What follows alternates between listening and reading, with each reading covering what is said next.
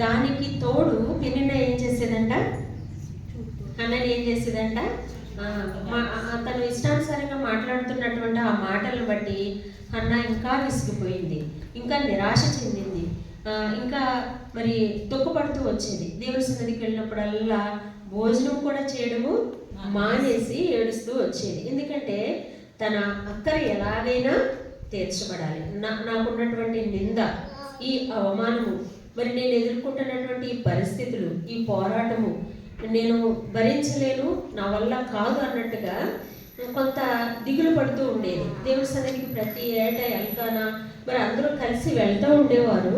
కానీ తన యొక్క మనసులో నెమ్మది లేకుండా ఉంది. కారణం ఏంటంటే తనకున్నటువంటి లోటును బట్టి. మన జీవితాల్లో కూడా అన్నీ ఉన్నప్పటికీ కూడా మనకి ఏదైతే కావాలని మనం ఆశపడతామో అది మన జీవితంలో లేనప్పుడు మనకి కొంత బాధ కలుగుతుంది, నిరుత్సాహం, నిరాశ ఉంటుంది. అది మన కోరిక, మన ఆ యొక్క ఆశ ఎప్పుడైతే తీరుతుందో చాలా సంతోషము, ఆనందం మన జీవితాల్లో కలుగుతుంది అనమాట. ఇప్పుడు ఈ 2వ అధ్యాయంలో అన్న ఈ మాటలు మాట్లాడడానికి పూర్వము తన జీవితము ఎలా ఉందంట, నిందలలో ఉంది, అవమానంతో ఉంది, నిరాశలో ఉంది, ఒంటరితనంలో ఉంది, దుఃఖంలో ఉంది, నిట్టూర్పులో ఉంది. ఈ పరిస్థితులన్నిటి మధ్య మరి దేవుని మందిరానికి ఒక సమయంలో వచ్చి ఆమె ప్రార్థన చేసుకుంది. నాకు సంతానం లేదు, నాకు పిల్లలు లేరు, నన్ను కొట్టాలంటున్నారనేటువంటి బాధతోనే ప్రార్థన చేసింది కొంతకాలం. కానీ ఒక సమయం వచ్చినప్పుడు ఏమని ప్రార్థన చేసిందంటే, వచ్చిన మనం జ్ఞాపకం చేసుకున్నాం. మొదటి సమయాల గ్రంథము 10-11 వచనాలు నేనే చదువుతాను. బహు దుఃఖాక్రాంతురాలై వచ్చి యెహోవా సన్నిధిని ప్రార్థన చేయొచ్చు, బహుగా ఏడ్చుచు, సైన్యములకు అధిపతివగు యెహోవా, నీ సేవకురాలైన నాకు కలిగిన శ్రమను చూచి నీ సేవకురాలైన నన్ను మరొక జ్ఞాపకం చేసుకుని నీ సేవకురాలైన నాకు మగపిల్లను దయచేసిన ఎడల వాడి తల మీదకి క్షౌరపు కత్తి ఎన్నటికీ రానీక వాడు బ్రతుకు దినములన్నిటను నేను వారిని యెహోవా నీకు అప్పగించనని రుగబడి చేస్తాను. ఆమె యెహోవా సన్నిధిని ప్రార్థన చేయించుండగా ఏలి ఆమె నోరు కనిపెట్టుచున్నాను. లేఖన భాగంలో రాయబడిన మాట ఏంటంటే, నీ సేవకురాలనైన నన్ను నాకు కలిగిన శ్రమను జ్ఞాపకం చూడు. నీ సేవకురాలైనటువంటి నన్ను మరొక జ్ఞాపకం చేసుకోవాలి. ఇంకొక మాట అండి, నీ సేవకురాలైన నాకు మగ పిల్లను దయచేసి దయచేస్తే ఏం చేస్తానండి? ఇప్పుడు యెహోవాకు నీకే అప్పగిస్తానని తీర్మానం చేసుకుంది. మరి అంతకుముందు ప్రార్థన చేసినప్పుడల్లా కూడా ఈ తీర్మానం ఉందా? లేదు. ఏమని ప్రార్థన చేసుకుందంటే, నాకు పిల్లలు కావాలి, నాకు సంతానం కావాలి. ఒక పక్క పెళ్ళిన ద్వారా ఎదురయ్యేటువంటి పరిస్థితులు, ఆ మాటలు తట్టుకోలేక ఆమెకి పిల్లలు ఉన్నారు, నాకు కూడా పిల్లలుంటే బాగుండును అని అనుకుంది. కానీ ఆ ప్రార్థన దేవునికి అంగీకారంగా లేదు. ఎందుకంటే ఆ సమయంలో మరి దేవునికి ఒక వ్యక్తి అవసరం. దేవుని యొక్క హృదయంలో ఉన్నటువంటి బాధంతా పంచుకునేటువంటి ఒక వ్యక్తి దేవునికి కావాలి. కానీ ఎవరూ లేరు ఆ సమయంలో. ఏలి ఉన్నాడు, దైవజనుడు, యాజకుడు. కానీ దేవుని హృదయంలో ఉన్న బాధ ఏలితో పంచుకోవడానికి దేవుడు ఇష్టపడలేదు. కొన్ని ఏలి కుమారులు ఉన్నారు, ఓపిని ఫీనెహాసులు. వారితో కూడా దేవుడు తన యొక్క హృదయంలో ఉన్నటువంటి బాధ పంచుకోవడానికి ఆయన ఇష్టపడలేదు. కారణం ఏంటంటే, ఏలి కుమారులు ఎలాంటి వాళ్ళని రాయబడిందంట, బహు దుర్మార్గులై ఉన్నారు, వారు యెహోవాని ఎరుగున వారిగా ఉన్నారని వాక్యంలో రాయబడింది. వారు దేవుని మందిరంలో ఉన్నారు. దేవుని యొక్క దైవజనుడు తన యొక్క మరి ఏలి ద్వారా పెంచబడినటువంటి వారు ఏలి కుమారులు, దైవజనుల కుమారులు అయినప్పటికీ కూడా వారు యెహోవాని ఎరగనటువంటి పరిస్థితుల్లో ఉన్నారని వాక్యంలో రాయబడుతూ వచ్చింది. ఆ పరిస్థితుల్లో మరి దేవుడు తన యొక్క హృదయంలో ఉన్నటువంటి బాధ, దుఃఖము, తన హృదయ రహస్యాలు పంచుకోవడానికి నమ్మకమైనటువంటి ఒక వ్యక్తి కావాలి. దాని కొరకు దేవుడు కూడా ఎదురు చూశాడంట. బహుశా అందుకేనేమో హన్నాకి సంతానం ఇవ్వడానికి ఆలస్యం చేశాడు. ఎందుకంటే ఆ నమ్మకమైనటువంటి వ్యక్తి కేవలం హన్నా గర్భంలో నుంచి మాత్రమే తీసుకురాబడాలి. హన్నా దేవునికి భయభక్తులు కలిగిన స్త్రీ. దేవుని యందు నమ్మకం కలిగినటువంటి స్త్రీ, భయభక్తులు కలిగినటువంటి స్త్రీ, దేవుని మీద ఆధారపడినటువంటి స్త్రీ. సో ఇప్పుడు పెరిగిన గర్భంలోంచి వచ్చినటువంటి వారిని దేవుడు ఏర్పాటు చేసుకోవడం కాదు, కానీ వారు ఎల్కానాకు పుట్టిన వారైనప్పటికీ కూడా హన్న గర్భంలో నుంచి వచ్చినటువంటి సమూయేలు లాంటి నమ్మకస్తుడికి దేవుడు తన హృదయంలో ఉన్న రహస్యాలు ఏం చేయాలనుకున్నాడంట, పంచుకోవాలని అనుకున్నాడు. అందుకే దేవుడు కూడా వెయిట్ చేశాడు. కొన్నిసార్లు నమ్మకస్తులైనటువంటి వారు ఆయనకు దొరికే వరకు ఆయన కూడా ఏం చేస్తూ ఉంటాడంట, వెయిట్ చేస్తూ ఉంటాడు, ఎదురు చూస్తూ ఉంటాడు. వారితో ఆయన తన హృదయ రహస్యాలు ఏం చేస్తాడంట, పంచుకుంటాడు. ఇప్పుడు చిన్న బాలుడని ఆయనతో ఏం చెప్పుకుంటామని ఆయన అనుకోలేదు దేవుడు. ఆయన హృదయంలో ఉన్న బాధ అంతా కూడా ఎవరితో చెప్పుకున్నాడంట, సమయంతో పంచుకుంటూ వచ్చారు. కాబట్టి మనకి ఏదైనా బాధ ఉంటే, దుఃఖం ఉంటే, మనలో ఏదైనా తీరని పోరాటం, ఒంటరితనం, వేదన, మన సమస్య ఏదైనా ఉంటే మనం ఎవరితో చెప్పుకోవాలనుకుంటాం, ఎవరితో చెప్పుకుంటాం? మన పరిస్థితులన్నీ కూడా అర్థం చేసుకుని, శారీరకంగా మన గురించి బాగా తెలిసి, మనకు నమ్మకంగా ఉండి, మన పరిస్థితులన్నీ కూడా అర్థం చేసుకుని, మన బాధ ఎదుటివాడితో వ్యక్తం చేసినప్పుడు వాళ్ళు ఏదైనా మనకు సలహా ఇచ్చి మనల్ని ధైర్యపరచగలిగేంత సామర్థ్యం ఎవరికి ఉందో వాళ్ళ దగ్గరికి వెళ్ళి చెప్పుకుంటాం. ఎవరిని పడితే వాళ్ళు చెప్తామా, ఎవరిని పడితే వాళ్ళు నమ్ముతామా? నమ్మలేము. కానీ ఇక్కడ దేవుడు సమూయేలు లాంటి ఒక చిన్న బాలుని నమ్మి, దేవుడు తన స్వరమిత్త ఆయనతో మాట్లాడి, ఆయన హృదయంలో ఉన్న రహస్యాలన్నీ కూడా ఎవరితో పంచుకున్నాడంట, సమూయేలుతో. ఇప్పుడు చిన్నపిల్లలు కదా, మా దేవుడు మాతో ఏం మాట్లాడతాడు, మాతో దేవునికి ఏం అవసరం ఉంటుంది అనుకోవడానికి లేదు. ఎవరైతే నమ్మకంగా ఉంటారో, దేవుని భయభక్తులు కలిగి ఉంటారో, తప్పకుండా వారి విషయంలో దేవుడు పట్టింపు కలిగినటువంటి దేవుడిగా ఉంటాడు, బాధ్యత కలిగిన వాడిగా ఉంటాడు. వారితో మాట్లాడడానికి, అలాంటి వారితో సహవాసం చేయడానికి దేవుడు ఇష్టపడతాడు. పిల్లలనేమి పెద్దలనేమి, ఎక్కువైతే భయభక్తులు కలిగిన వారందరినీ ఆయన ఆశీర్వదిస్తాడు. పెద్దవారే కానీ చిన్నవారే కానీ, చిన్నపిల్లలు కదా అలాగే మాట్లాడతారో తెలియక అలాగే ప్రార్థన చేస్తారో అలాగే ఉంటారంటే దేవుడు చూసి చూడకుండా వదిలిపెట్టాడు. వారి ప్రార్థనను కూడా దేవుడు ఏం చేస్తాడంట, ఆలకిస్తాడు. వారి యొక్క మొరలు కూడా దేవుడు ఆలకిస్తాడు. అందుకే చాలాసార్లు చిన్నపిల్లల్ని ఏం చేస్తాం, వాళ్ళకి ట్రైనింగ్ ఇస్తూ ఉంటాం. ప్రార్థన చేయండి అమ్మా, నువ్వు ప్రార్థన చేస్తే తగ్గిపోతుంది, ప్రార్థన చేయమ్మా అంటూ ఉంటాం. ఎందుకంటే మళ్ళగా చిన్నపిల్లల ప్రార్థన దేవుడు ఆలకించి తొందరగా వాళ్ళ ప్రార్థనకి జవాబిస్తాడు. మనలాంటి ఎన్నో లోటుపాట్లు ఉంటాయి, దేవునికి అది ఏమైనా కార్యాలు ఉంటాయి, తిరుగుబాట్లు ఉంటాయి. చిన్నపిల్లలకి అవి ఏమి ఉండవులే అని చెప్పి నువ్వు ప్రార్థన చేయమా తగ్గిపోతుంది. అప్పుడప్పుడు మాటలు వచ్చే వాళ్ళని కూడా ఏం చేస్తూ ఉంటావు, ఏసై నువ్వు ప్రార్థన చేస్తే వింటాడు, నువ్వు ప్రార్థన చేస్తే నీ ప్రార్థన ఆలకిస్తాడు, నువ్వు ప్రార్థన చేయని పిల్లల్ని మనం అడుగుతూ ఉంటాం. నిజమే, దేవుడు వారి ప్రార్థనలు కూడా ఏం చేయడంట, త్రోసివేయడు, ఆలకిస్తాడు. ఆయన ఎక్కడో త్రోవ పక్కన పడినటువంటి ఆ గుడ్డివాడు, దావీదు కుమారుడా నన్ను కరుణించమని కేకలేసినప్పుడు ఆయన కేకలకు ఆయన దాటి వెళ్ళిపోలేదు. ఒక గుడ్డివాని యొక్క కేక ఆయన అక్కడ నిలబెట్టింది. ఎందుకంటే ఆయన అంత ప్రేమ కలిగిన దేవుడు. ఇదేనా మన జీవితంలో ఎన్నో ప్రశ్నలు. దేవుడు నా ప్రార్థన ఆలకిస్తాడా, నా సమస్యలు తీరుస్తాడా, నా ఒంటరితనం ఎప్పుడు ఇలాగే ఉంటుందేమో, నా బలహీనతలు ఎప్పుడు ఇలాగే ఉంటాయేమో, నాకు ఉన్నటువంటి సమస్యలు ఎప్పుడు ఇలాగే ఉంటాయేమో, దేవుడు నన్ను పట్టించుకోవట్లేదేమో, ఆయన నన్ను మర్చిపోయాడేమో, రకరకాల ప్రశ్నలు కదా. మానవులం కదా, ఎన్నో ప్రశ్నలు వస్తూ ఉంటాయి. ఎందుకంటే శరీరంతో ఉన్నాం కదా, ప్రశ్నలన్నీ మనకే ఉంటాయి కదా, అన్ని ప్రశ్నలన్నీ మనకే ఉంటాయి. మనం అనుకుంటాం దేవుడు నన్ను మర్చిపోయాడు అని అనుకుంటాం. దేవుడు అంటాడు, నేను నిన్ను మర్చిపో జాలను అని అంటాడు యెషయా గ్రంథంలో. ఇశ్రాయేలు, నీవు నా సేవకుడు, నేను నిన్ను మరిచిపోజాలను అని అంటున్నాడు. ఈ మాట, ఈ వాగ్దానము దేవుని బిడ్డలమైన మనకు అందరికీ సంబంధించిన వాగ్దానం. ఆయన మనల్ని ఏం చేయడంట, మరిచిపోజాలడు, ఆయన మరవలేడంట. ఎందుకంటే అంత ప్రేమ, మనమంటే అంత ప్రేమ. కాబట్టి హన్న ఎందుకు దేవుని ఇలాగ కనపరిచి ఆరాధించింది, ఆయన వలన రక్షణ బట్టి నేను సంతోషపడుతున్నానంది అని అంటే, ఇక్కడ చూద్దాం మనము. ఒకప్పుడు తన జీవితంలో ఉన్న బాధ, దుఃఖము, వేదన, నింద, నిట్టూర్పు, వీటన్నిటినీ కూడా ఆయన ఏం చేశాడు, దేవుడు తొలగించేశాడు. ప్రస్తుతము మన జీవితంలో ఇక్కడ కూర్చున్నటువంటి ఎవరైనా సరే, మనం ఎవరైనా సరే కొన్ని తట్టుకునే పరిస్థితులు కూడా ఒకవేళ మనం వెళ్తున్నామేమో, అనేక ప్రశ్నలు కూడా మన జీవితం వెళ్తుందేమో. ఏం చేయాలో అర్థం కావట్లేదు అనేటువంటి వేదనకరమైనటువంటి పరిస్థితులు కూడా ఒకవేళ వెళ్తున్నాం మేము.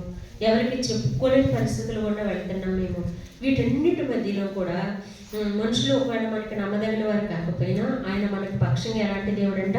నమ్మదగిన దేవుడైనా. నేను చూస్తూ వచ్చా మన వాగ్దానం చేసినటువంటి దేవుడు నమ్మదగిన వాడైనా, ఆయన మాట ఇచ్చి నెరవేర్చే దేవుడు. ఇంత గొప్ప దేవుడు మనకు దేవుడుగా ఉండడము దేవుని వాక్యంలో రాయబడుతూ వచ్చింది. కీర్తనల గ్రంథంలో యెహోవా తమకు దేవుడుగా గల జనులు ఎవరు ధన్యులు? ఇప్పుడు భూమి మీద ఎవరు ధన్యులు? మనమే. ఎవరమంట? మనం ఆయన ఎరిగిన వారము. ఆయన తన ఏర్పాట్లను మనల్ని తీసుకున్నాడు. మనం ఆయన ప్రజలము. 100వ కీర్తనలో ఉంటుంది కదా, యెహోవా దేవుడని తెలుసుకున్నాడు. మనం ఆయన ప్రజలము, ఆయన మేపు గొర్రెలు. ఆయన మనం పుట్టించాడు కాబట్టి మనం ఆయన ప్రజలం కాబట్టి మనం ఆయన ఏం చేయాలంట? మహిమపరచాలి. దేని కొరకు దేవుడు మనం పుట్టించాడంటే తన మహిమ కొరకు దేవుడు మన భూమి మీద ఆయన స్వరూపం ఇచ్చి మనం పుట్టించుకున్నాడు. మొట్టమొదటిగా ప్రతి మానవుడిని ఆయన స్వరూపం ఇచ్చి భూమి మీద ఎందుకు తీసుకొచ్చాడు అంటే ఆయన మహిమ కొరకు. ఆయన మహిమ కొరకు. వ్యక్తిగత జీవితంలో మనం అందరము కూడా మన జీవితంలో ఆయన మహిమ కొరకే జీవించాలి. ఆ తర్వాత కుటుంబము, పిల్లలు, బాధ్యతలు, పనులు, ఇవన్నీ కూడా ఫస్ట్ ఎప్పుడైతే మనం దేవుని కొరకు, దేవుని మహిమ కొరకు నిలబడతామో మన బాధ్యతల్లో, మన యొక్క పనుల్లో, మన కుటుంబాల్లో, మన యొక్క బిడ్డల జీవితాల్లో, మన యొక్క భవిష్యత్తులో కూడా ఆయన మనకి ఏం చేస్తాడంట? తోడుగా ఉంటాడు.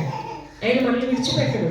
ఏ ఉద్దేశం కొరకు దేవుడు మనల్ని భూమి మీద పుట్టించాడో ఆ ఉద్దేశాన్ని మనం ఎరిగి భూమి మీద మనం జీవించినప్పుడు, ఆయన మహిమ కొరకు మనం జీవించినప్పుడు ఆయన మనల్ని విడిచిపెట్టే దేవుడు కాదు. హన్నా విషయం గుర్తెరిగి ఇప్పుడు నాకు సంతానము ఇచ్చిన తర్వాత నేనేదో గుడ్రాలనేటువంటి నిద్ర తీసుకోవడం కాదు, కానీ నాకున్నటువంటి ఈ బిడ్డను ఎవరికి ఇవ్వాలి? మళ్ళా దేవుడికి కూడా ఒక అక్కర కలిగి ఉన్నాడు, ఆయనకు ఒక వ్యక్తి అవసరం ఉన్నాడని చెప్పి ఎరిగి అప్పుడు ప్రార్థన చేసింది.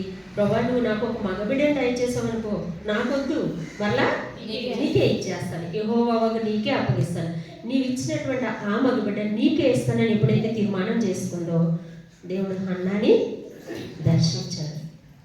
ఏలి వాగ్దానం ఇచ్చి పంపించాడు. అక్కడ దైవజనులు అక్కడ వాగ్దానం ఇచ్చి కూడా పంపించాడు. దేవుని మందిరంలో దేవుని సేవకులతో దేవుని యొక్క సముఖంలో మన యొక్క బాధ, మన యొక్క విన్నపాలు చెప్పుకున్నప్పుడు ఆయన మనం విడిచిపెట్టే దేవుడు కాదు. ఎక్కడైనా ఒకవేళ గంట కూర్చుని మన బాధ ఎవరైనా మనుషుల దగ్గర చెప్పుకుంటే ఆ ఊరికి అలా పోతాయి మా మాటలు. లేకపోతే వాళ్ళకి మహా అయితే మనకి ఇంకా కొంచెం ఫేవర్గా లేకోకుండా వాళ్ళకి మనకి ఏదైనా మధ్య ఒకవేళ కొంచెం మిస్అండర్స్టాండ్స్ వచ్చినప్పుడు ఇంకొకరు చెప్తారు ఆ విషయాలు. కానీ దేవుడు మనల్ని అలా తక్కువగా చేసి చూసే దేవుడు కాదు. ఆయన ఎవరికి చెప్పడు. మన రహస్యాలు ఏమైనా ఆయన దగ్గర పంచుకోవచ్చు ధైర్యంగా. ఎందుకంటే ఆయన మనుషుల్లాగా వేరే దగ్గర చెప్పే దేవుడు కాదు. మన హృదయ రహస్యాలు ఎరిగి, మన బాధ అంతటిని ఎరిగి, మన అంతర్లను ఆయన తీర్చే దేవుడు. అందుకే అన్నాకు ఒకప్పుడు తన యొక్క ముఖము దుఃఖంతో నిండిపోయింది, తన జీవితం విచారంతో నిండిపోయింది. కానీ ఇక్కడ 2వ అధ్యాయానికి వచ్చేసరికి ఎలా ఉంది? ఏం మాట్లాడుతుందంట చూడండి. 2వ అధ్యాయము 1వ వచనంలో, మరియు హన్నా విజ్ఞాపన చేసి నా హృదయము యెహోవా యందు సంతోషించండి, యెహోవా యందు నాకు మహాబలము కలిగింది, నీ వలన రక్షణ బట్టి సంతోషించు, నా విరోధుల మీద నేను ఏం చేస్తాను? ఆశయపడతాను. మన శత్రువుల మీద మనకి జయము కలిగజేసి మనకి నెమ్మదినిచ్చే దేవుడు. కొన్నిసార్లు మన యొక్క శత్రువులు లేకపోతే మన విరోధులు మనకు వ్యతిరేకంగా మాట్లాడి కొన్నిసార్లు మనం బాధ పెట్టడానికి ప్రయత్నం చేయొచ్చు. ఆ మాటలు మనం విన్నప్పుడు బాధ కూడా కలగవచ్చు. కానీ ఎప్పుడు కూడా అదే బాధలో దేవుడు మనల్ని ఉంచడు. మన శత్రువుల మీద మనకి ఏం చేస్తారంటే ఆయన విజయం ఇచ్చే దేవుడు. పెళ్ళిన మాటల ద్వారా ఎంత బాధపరచబడిందో అంతగా కూడా ఏం చేయబడిందంట? హృదయంలో సంతోషిస్తూ ఉంది. ఎవరిచ్చారు సంతోషం? ఆవిడికి మనుషుల ద్వారా కలిగిందా? అందుకే ఎవరి ద్వారా సంతోషం పొందిందో, ఎవరి ద్వారా ఆనందం పొందిందో ఆయననే ఆరాధించింది, ఆయన్నే గణపరిచింది. ఏమని ఆరాధించిందంటే చూద్దాము. ఆయన ఎలాంటి దేవుడు అంటే యెహోవా వంటి పరిశుద్ధ దేవుడు ఒకడును నీవు తప్ప మరి ఏ దేవుడును మన దేవుని వంటి ఆశ్రయదుర్గం ఏది కూడా లేదు. ఈయన నమ్మినటువంటి వారిని ఈయన ఎప్పుడూ కూడా సిగ్గుపరిచే దేవుడు కాదు. మనము నమ్మిన అపోస్తలుడైన పౌలు అంటాడు, నేను నమ్మిన వాడిని ఎరుగుదును కనుక నేనేం చేయను, నేను సిగ్గుపడను అని అంటున్నాడు ఆయన. ఏ పరిస్థితుల్లో కూడా నేను ఒకవేళ కష్టాల్లో వెళ్ళొచ్చు, అవమానాలు గుండా వెళ్ళొచ్చు, నిందలు గుండా వెళ్ళొచ్చు, నేను ఒంటరితనంలోనే ఉండొచ్చు. ఆయన పడినటువంటి శ్రమలు, బాధలు, కష్టాలు ఒక లిస్టే రాయబడతా వచ్చాయి కదా కొరింథీలో. ఇబ్బందులు, ఇంత ఉపద్రవాల్లో, హింసల్లో వెళ్ళినప్పటికీ కూడా అంటాడు ఆయన, ఒకవేళ ఎవరైనా వచ్చి పౌలు గారిని అడిగి, పౌలు గారు ఎందుకండి ఒకప్పుడు మీరు దారి కూడా వెళ్తా ఉన్నప్పుడు మిమ్మల్ని చూసి వాళ్ళు ఏం చేసేవారు, భయపడి దాక్కునేవారు, అంత పవర్ ఉండేది మీకు, మీరు ఎందుకు ఇప్పుడు ఈయన నమ్మిన తర్వాత, ఈ దేవుని ఆశ్రయించాక, ఈ దేవుని యొక్క పరిచర్యలకు సేవలోకి వచ్చిన తర్వాత మీరు ఎదురుపడితే అందరూ కొట్టాలని చూస్తున్నారు, అందరూ అవమానించాలని చూస్తున్నారు, అందరూ కూడా రాళ్లతో కొట్టి ఈడ్చిన సందర్భాలు కూడా పౌలు గారి జీవితంలో ఉన్నాయి కదా. ఎందుకు ఇంత అవమానం, ఎందుకు శ్రమ నీకు, ఎందుకు పోరాటాలు, ఎందుకు ఒంటరితనంగా ఈ దేవుని పరిచర్యలో బాధలు, దుఃఖము, వేదన, ఈ దిగంబరత్వము, చలి, ఇవన్నీ రాసుకుంటూ వచ్చాడు ఆయన. మరి సొంత వారి వల్ల, బంధువుల వల్ల ఆపదలు, ఇవన్నీ ఎందుకు నీకు, ముందు ఎలా ఉన్నావు అలా ఉంటే బాగుండు కదా అని ఒకవేళ ఆయన ఎవరైనా అడిగితే ఆయన ఏమంటాడో తెలుసా, నేను నమ్మిన వాడిని నెరుగుదని కనుక నేనేం చేయను, నేను సిగ్గుపడను. దేవుడు నన్ను ఎందుకు పిలిచాడో నాకు తెలుసు, నన్ను ఎందుకు ఏర్పాటు చేస్తున్నాడో నాకు తెలుసు, కాబట్టి నన్ను పిలిచిన దేవుడు ఎంత గొప్పవాడో కూడా నాకు తెలిసినప్పుడు నేను సిగ్గుపడను. దేవుని పిల్లలంగా ఏ విషయంలో కూడా మనం బాధపడకూడదు, దుఃఖపడకూడదు, సిగ్గుపడకూడదు.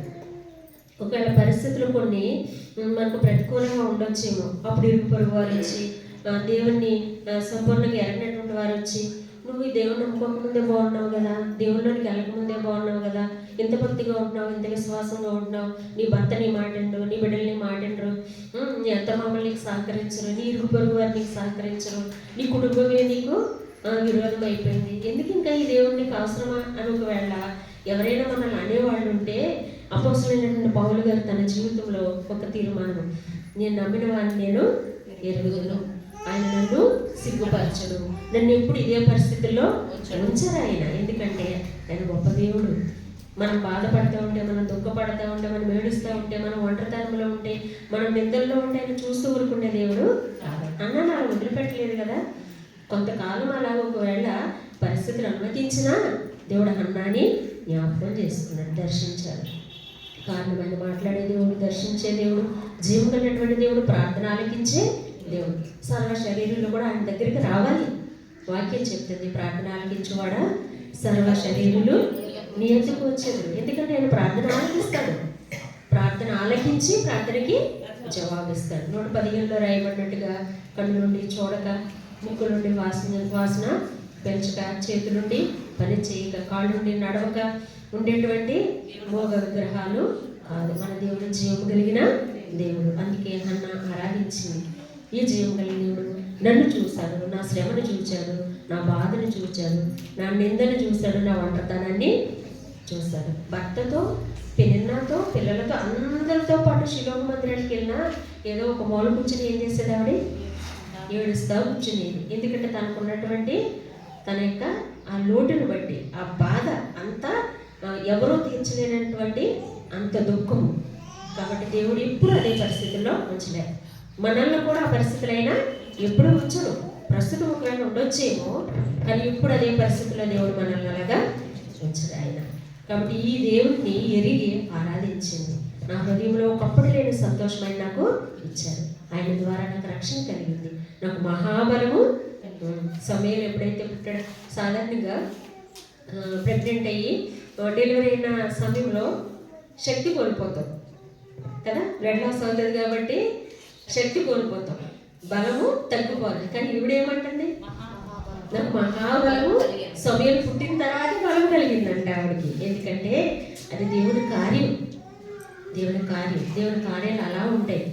ఎక్కడైతే మనం శక్తిని కోల్పోతామో, నా వల్ల కాదని మనం అనుకుంటామో, అక్కడే ఏం చేస్తాడంటే ఆయన కృపనిచ్చి మనల్ని బలపరుస్తాడు.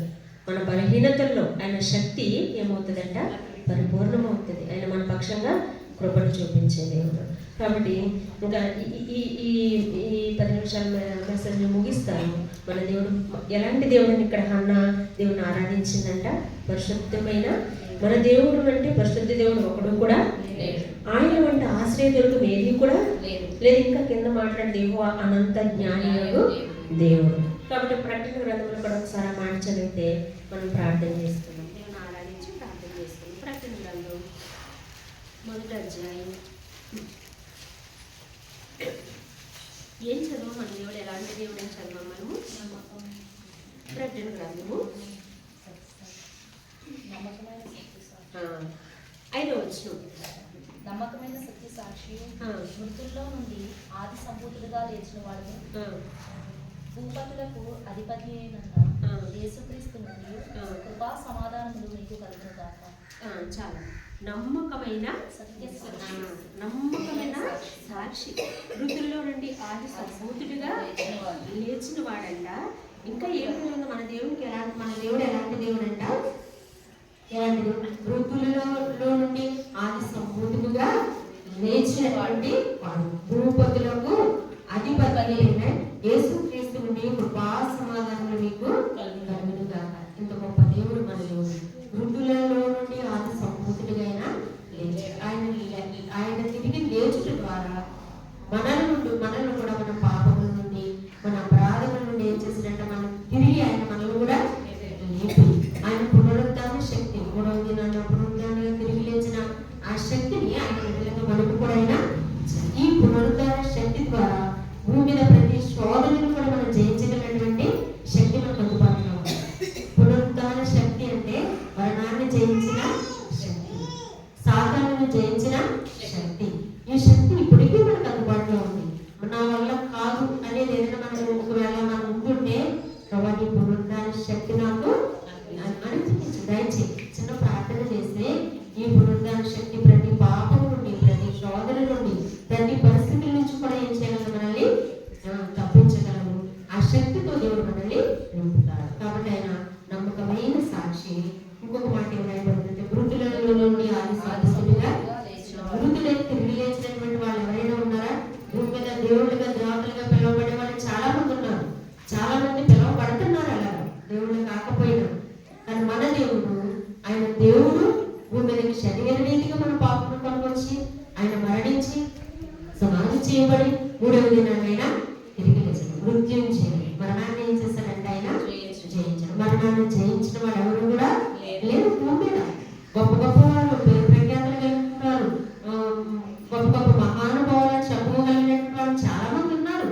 కానీ మరణాన్ని జయించిన వాళ్ళు ఎవరు కూడా లేదు. మరణాన్ని జయించి 3వ దినాన్ని తిరిగి లేచినటువంటి దేవుడు. అందుకే మృతులలో నుండి ఆది సంపూర్ణుడిగా తిరిగి లేచాడు. ఆ పునరుద్ధాన శక్తి మనకి ఇచ్చాడు ఆయన. అందుబట్టి మనం దేవుని ఏం చేయాలంట? ఆరాధించాలి. నమ్మకమైన సాక్షి, మృతుల్లో నుండి ఆ సంపూర్ణుడిగా లేచిన వాడు, భూపతులకు అధిపతి కదా. భూమి మీద ఉన్నటువంటి రాజులుగా పిలవబడే ప్రతి ఒక్కరికి కూడా అధిపతులు అనే వారందరికీ కూడా, భూపతులందరికీ కూడా ఆయన ఎలాంటి వాడంట? ఆయన. ఎందుకంటే సమస్త అధికారాలు ఆయన భూమి మీద ఉన్నటువంటి వారికి అప్పగించాడు. ఏ అధికారం అయినా సరే, భూమి మీద ఉన్నటువంటి అధికారాలు ఏమైనప్పటికీ కూడా వార్డు మెంబర్ దగ్గర నుంచి ఎమ్మెల్యేలు, ఎంపీలు, రాష్ట్రపతులు, ప్రధానమంత్రులు, వీళ్ళందరూ కూడా ఎవరైనా సరే ఈ అధికారాలు ఎవరిచ్చారు? ఆయన ఇచ్చిన అధికారమే. ఎందుకంటే ఆయన భూపతులకు ఆయన ద్వారా సర్వాధికారాలు భూమి మీద ఉన్నటువంటి మనుషులకు ఆయన ఇచ్చారు. ఆయనకు మించినటువంటి వారు కూడా ఇంత గొప్ప దేవుడు మనం కలిగి ఉన్నాం. కాబట్టి దేవుడు మనం ఆరాధించడం కొంతసేపు ప్రార్థన చేస్తాం.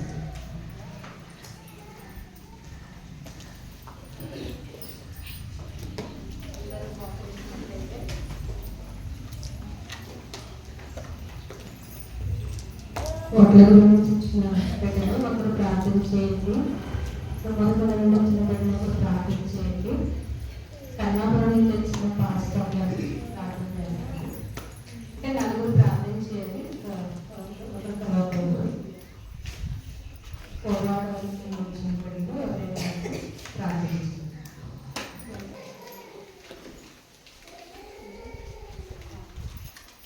సామెతల గ్రంథము 28వ అధ్యాయం.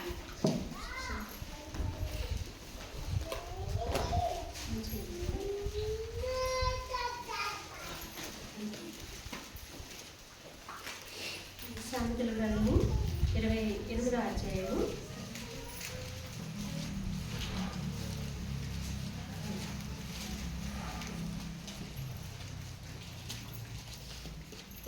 వచనం మొదటి లైన్ మాత్రమే చదువుదాం. సామెతల గ్రంథము 28వ అధ్యాయము 20వ వచనం మొదటి లైన్ మాత్రమే అందరము కలిసి చదువుకున్నాం. మొదటి లైన్ మాత్రమే చదువుకున్నాం అందరము కలిసి. నమ్మకమైన వారికి మెండుగా కలుగును. అందరము కలిసి ఇంకొకసారి చదువుకున్నాం. అందరము కలిసి. నమ్మకమైన వారికి మెండుగా కలుగును. నోటెడ్ అయిపోయిన వాకింగ్ అనేది నిన్ను కూడా అక్కడ జ్ఞాపకం చేశారు. నమ్మకమైన వారికి దీవెనలు మెండుగా కలిగినన్నమాట అక్కడ జ్ఞాపకం చేస్తూ వచ్చారు. దేవుని మాటల్లో రాయబడినటువంటి ఏదైనా కూడా ఇది తప్పకుండా జరుగుతుంది. భూమి ఆకాశాలు గతించిన ఆయన మాటలు గతించు. ఒక సున్నాయినను ఒక కొల్లైనను తప్పిపోదు దేవుని మాటల్లో అని దేవుని వాక్యంలో రాయబడుతూ వచ్చింది. ఇక్కడ మరి నమ్మకమైన వారికి దీవెనలు నిండుగా కలిగినని దేవుని వాక్యంలో రాయబడింది. దీవెనలు కావాలని ఎంతమంది కోరుకుంటాం? ఆశీర్వాదం కావాలని ఎంతమందికి ఉంటుంది?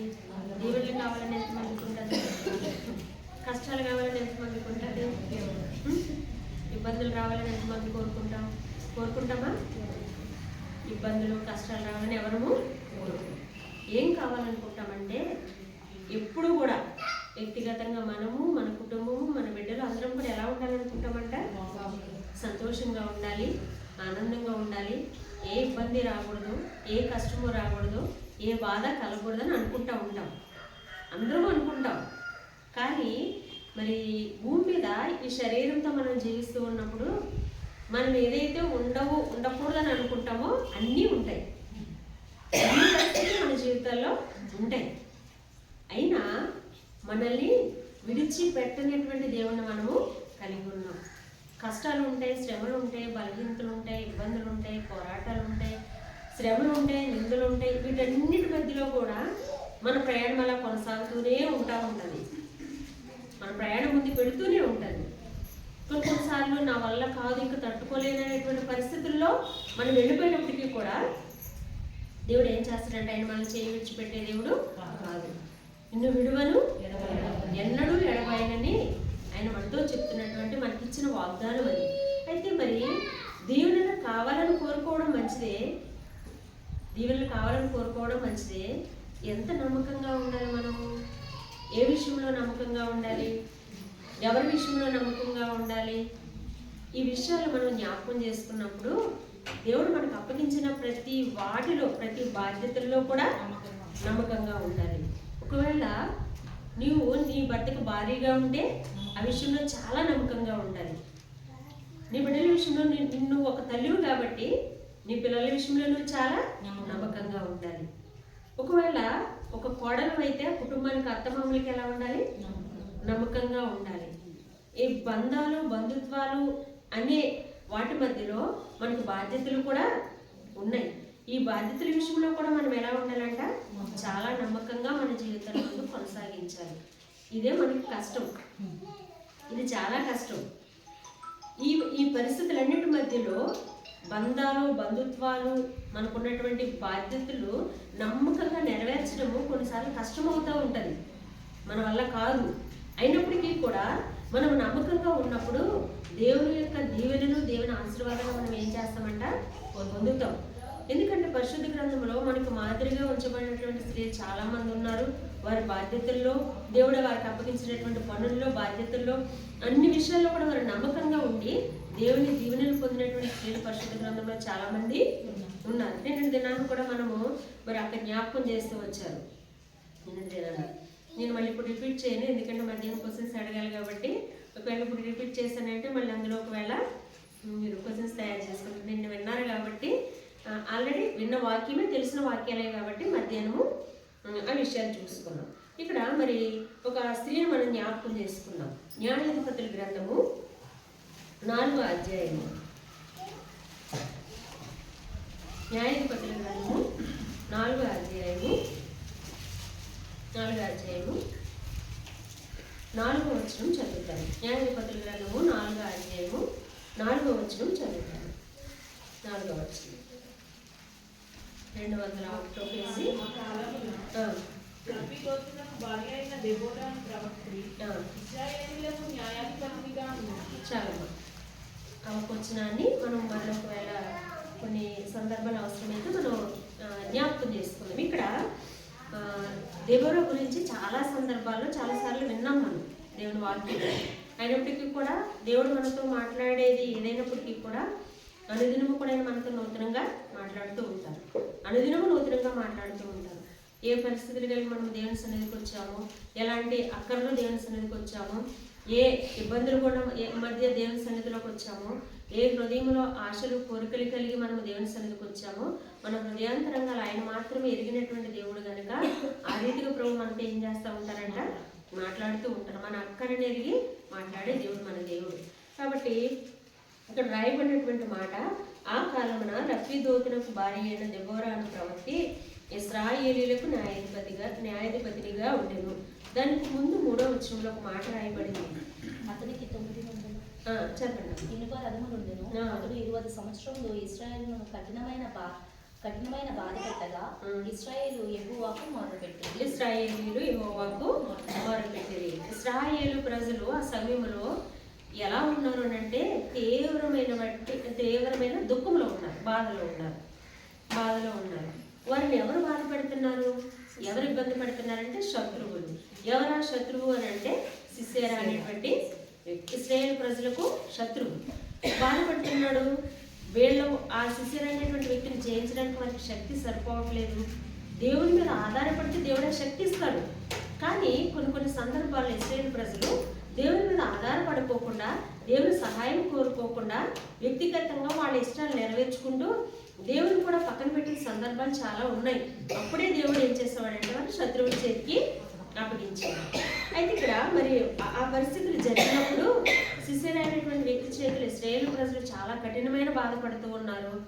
ఆ బాధ భరించలేక దేవుడికి మొరపెట్టారంట. మనం 3వ వచనంలో చూస్తాం. ఇశ్రాయేలీయులను కఠినమైన బాధ పెట్టగా ఇశ్రాయేలీయులు యెహోవాకు మొరపెట్టారు. ఆ కాలంలోనే లబ్బీదోతునకు భార్య అయిన దెబోరా అను ప్రవక్తి ఇశ్రాయేలీయులకు ఎలా ఉందంట, న్యాయాధిపతినిగా ఉంది. ఇక్కడ ఆమె గురించి ఆమె 3 క్వాలిఫికేషన్స్ ఉన్నాయి ఇక్కడ ఆ ఉపవచనంలోనే. చెప్పండి ఏంటి ఆ 3 క్వాలిఫికేషన్స్? లబ్బీదోతు భార్య ప్రవక్తను న్యాయాధిపతి. డైరెక్ట్ గా చెప్పండి. ఇంకా ప్రవక్తని న్యాయాధిపతి, భార్య ప్రవక్తి న్యాయాధిపతిగా. 3 క్వాలిఫికేషన్లు ఉన్నాయి కదా. ఇక్కడ ఇక్కడ నిలబడిన నాకు కానీ కూర్చున్న మనకు కానీ 3 ఉన్నాయా? మనకి ఏ క్వాలిఫికేషన్ ఉంది? అంతే, ఒక క్వాలిఫికేషనే ఉంది, భార్య అంతే. ప్రవక్తులు కాము, న్యాయాధిపతులు కూడా కదా. అయినా కానీ కొన్ని సందర్భాల్లో మనం న్యాయం కూడా తీరుస్తూ ఉంటాం, జడ్జిలు అయిపోతూ ఉంటాం, న్యాయం తీరుస్తూ ఉంటాం. అయితే ఇక్కడ రాయబడిన మాట ఆమె గురించి, దెబోరా గురించి, లబ్బీదోతునకు భారీగా ఉందంట. ఇశ్రాయేలు ప్రజలకు పక్షంగా ప్రవక్తిగాను న్యాయాధిపతిగా ఉందంట. మరి ఇన్ని రకాల బాధ్యతలు కలిగి ఉన్నప్పుడు దేవుడు ఒక కుటుంబంలో ఒక స్త్రీగా ఒక భార్యగా ఉంచినప్పుడు ఆ కుటుంబాన్ని చక్కబెట్టుకోవడము, ఆ బాధ్యతలు నిర్వర్తించడము, ఆ బాధ్యతలు నిర్వర్తిస్తూ కూడా మరలే ఇశ్రాయేలు ప్రజలందరికీ కూడా ఏం చేయాలంట, న్యాయం తీర్చాలంట. ప్రవక్తిగా వారి పక్షంగా దేవుడు కలిగి ఉన్నటువంటి ఉద్దేశాలు, సంకల్పాలు ఆమె ముందుగా ప్రార్థనాపూర్వకంగా దేవుని సన్నిధిలో కనిపెట్టి, దేవుడు మన పక్షంగా ఈ కార్యాలు చేయబోతూ ఉన్నాడు, ఈ ఉద్దేశాలు మన పక్షంగా కలిగి ఉన్నాడు అని ఇశ్రాయేలు ప్రజలను హెచ్చరించవలసిన బాధ్యత కూడా ప్రవక్తిగా ఆమెకుంది. ఇన్ని బాధ్యతల మధ్యలో ఆమె తన యొక్క జీవితాన్ని ఎంతో నమ్మకంగా కొనసాగించింది. ఎంతో నమ్మకంగా మన కుటుంబంలో కేవలం ఒక తల్లిగా, ఒక భార్యగా ఆ బాధ్యతలే మనకి ఎలా ఉంటాయి? నన్ను జస్ట్ లేకపోతే తీసుకెళ్ళి తెచ్చిపెట్టిందండి ఊరికాలంటే తిప్పదు. ఒక భార్యగా, ఒక తల్లిగా, మనము ఒక కోడలుగా, ఈ 3 ఒకటే. మన బాధ్యతలు మనకు నిర్వర్తించడానికి చాలాసార్లు మనం ఏం చేస్తామంటే నా వల్ల కాదు అని అంటాం, నా వలన కాదు అని అంటాం. ఇంకా అక్కడ ఎవరు ఉండరు, 2 పిల్లలు ఉండొచ్చు, భర్త, మా అయితే అత్తమామలు ఉండొచ్చేమో, లేకపోతే అప్పుడప్పుడు పండక్కి వెళ్ళొచ్చే ఆడపడుచులు ఉండొచ్చేమో కదా. ఎవరి కుటుంబాలు వాళ్ళే, ఎవరి కుటుంబాలు వాళ్ళవే. కానీ ఈ కొంచెం బాధ్యతల్లో కూడా మనం అంటాము, నా వల్ల కావట్లేదు, ఏం చేయాలో అర్థం కావట్లేదు అని అంటూ ఉంటాం. ఇలాంటి మాటలు మనం ఉపయోగిస్తూ ఉంటాం. ఎందుకు ఇలాంటి మాటలు మనం మాట్లాడుతున్నాం? ఎందుకు ఇలాంటి పరిస్థితులు మన జీవితంలో వస్తున్నాయి అని అంటే, బహుశా దెబోరా అనేటువంటి స్త్రీ ఎవరి మీద ఆధారపడిందో ఆయన మీద మనం సంపూర్ణంగా ఆధారపడకపోవడమే కారణమై ఉండొచ్చు కదా. ఆమెకు శక్తినిచ్చినటువంటి దేవుడు ఈ కార్యములన్నీ చక్కబెట్టడానికి ఆమెకి అంత తగినటువంటి జ్ఞానం ఇచ్చినటువంటి దేవుడు మనకెందుకు ఇయ్యడు? దెబోరా దేవుడే మన దేవుడు. అలాంటప్పుడు ఆమెకు ఉన్నటువంటి ఇంకా ఎక్స్ట్రా ఏదో బలమో లేకపోతే శరీర దారుఢ్యమో అయ్యేం కాదు కదా. ఆమె కూడా ఒక స్త్రీనే. స్త్రీగా ఆమెకు ఉన్నటువంటి బాధ్యతలు అన్నీ ఉన్నాయి. దానితో పాటు కొంత ఎక్కువ బాధ్యతను దేవుడు ఆమె మీద పెట్టాడు. కారణం ఏంటంటే ఆమె యొక్క నమ్మకత్వం. ఏంటంటే నమ్మకత్వం. మనం ఎవరినైనా నమ్మితేనే కొన్ని బాధ్యతలు అప్పగిస్తాం. ఎవరినైనా నమ్మితేనే కొన్ని బాధ్యతలు అప్పగిస్తాం. నమ్మకం లేకపోతే బాధ్యతలు మనం అప్పగించాం. కుటుంబంలో కానీ, సంఘంలో కానీ, మనం పనిచేసే చోట కానీ మనకి ఎవరైతే నమ్మకస్తులు ఉంటారో వారికే మనం బాధ్యతలు అప్పగిస్తాం. ఈ పని చేసి పెట్టమని చెప్తాం. ఈ పని వాళ్ళకి చేయమని మనం చెప్పినప్పుడు వాళ్ళు దాన్ని కంప్లీట్గా చేయగలరు, పూర్తిగా చేయగలరు. ఆ పని మధ్యలో వదిలిపెట్టి వెళ్ళిపోవాలని ఎవరికైతే నమ్మకం ఉంటుందో వాళ్ళకే బాధ్యతలు అప్పగిస్తాం. ఒకవేళ మనం బాధ్యత అప్పగించిన తర్వాత ఆ పని పూర్తి చేయకపోకుండా సగంలోనే వదిలిపెట్టి ఒకవేళ ఎవరైనా వెళ్ళిపోయారు అనుకో, రెండోసారి వాళ్ళకి మనం ఆ బాధ్యతను అప్పగిస్తామా? ఇంట్లో 2 పిల్లలు ఉన్నారంటే, ఒక ఆడపిల్ల మగపిల్లవాడు కావచ్చు, మగపిల్ల ఆడపిల్ల కావచ్చు, ఎవరైనా కావచ్చు, మన పిల్లలు.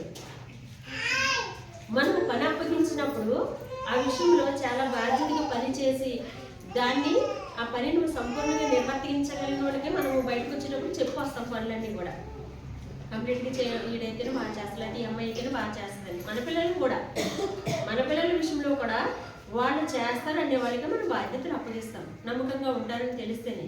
లేకపోతే సగం చేసి పట్టించుకోరు, వదిలిపెట్టేస్తారు అనుకుంటే మన పిల్లలకు కూడా మనం ఏం చేయము, పనులు వాళ్ళ మీద భారం పెట్టి మనం బయటకు రాము. అది చేయగలిగిన వాళ్ళకి అప్పగించాల్సి వస్తాం. అలాగే ఈ దెబోరా విషయంలో దేవుడు ఇన్ని బాధ్యతలు మరి ఎందుకు ఆమె మీద పెట్టాడు? దేవుడు అన్ని బాధ్యతలు ఆయన దెబోరాకు అప్పగించడానికి గల కారణం ఏంటంటే, ఆమె ఎలాంటి స్త్రీ అంట? నమ్మకమైనటువంటి స్త్రీ, నమ్మకస్తురాలు, విధేయురాలు, దేవుని సహాయం కొరకు దేవుని యొక్క ఆలోచనలు, దేవుని యొక్క చిత్తం ఎరిగినటువంటి స్త్రీ ఆమె. కాబట్టి దేవుడు ఆమెను ఇన్ని రకాలుగా ఆమెను ఉపయోగించుకోవడానికైనా ఇష్టపడుతూ వచ్చాడు. మనం కూడా మనం చేరి వచ్చే సంఘములో మనం ఎలా ఉండాలంట? మన తోటి విశ్వాసులకు మనం నమ్మకస్తులుగా ఉండాలి. దైవ సేవకులకు మనం ఎలా ఉండాలంట? నమ్మకస్తులుగా ఉండాలి. దేవుని విషయంలో నమ్మకంగా ఉండాలి. దేవుని సమయాన్ని దేవునికి ఇచ్చే విషయంలో, దేవుని సమయం ఇచ్చే విషయంలో కూడా మనం ఎలా ఉండాలంట? ఆయన సమయాన్ని ఆయన ఇచ్చేయాలి. మనం ఉదయాన్నే లెగ్గానే మనకి జ్ఞాపకం వచ్చేది ఏంటంటే వంటరూమే. లెగడమే కళ్ళు తెలుసుకుంటే ఎక్కడికి వెళ్తాం? నేరుగా వంటగదిలోకి వెళ్ళిపోతాం. లేచి కొంచెం కొద్దిసేపు దేవుని స్తుతించి, ప్రభా ఈ దినాన్ని నాకు ఇచ్చావు, మన డైలీ పోర్షన్ చదువుకొని దేవుడిచ్చే వాగ్దానం తీసుకొని అప్పుడు వంట రూమ్లోకి వెళ్ళి ఆ స్టవ్ వెలిగించేటప్పుడు కూడా ఏం చేయాలి?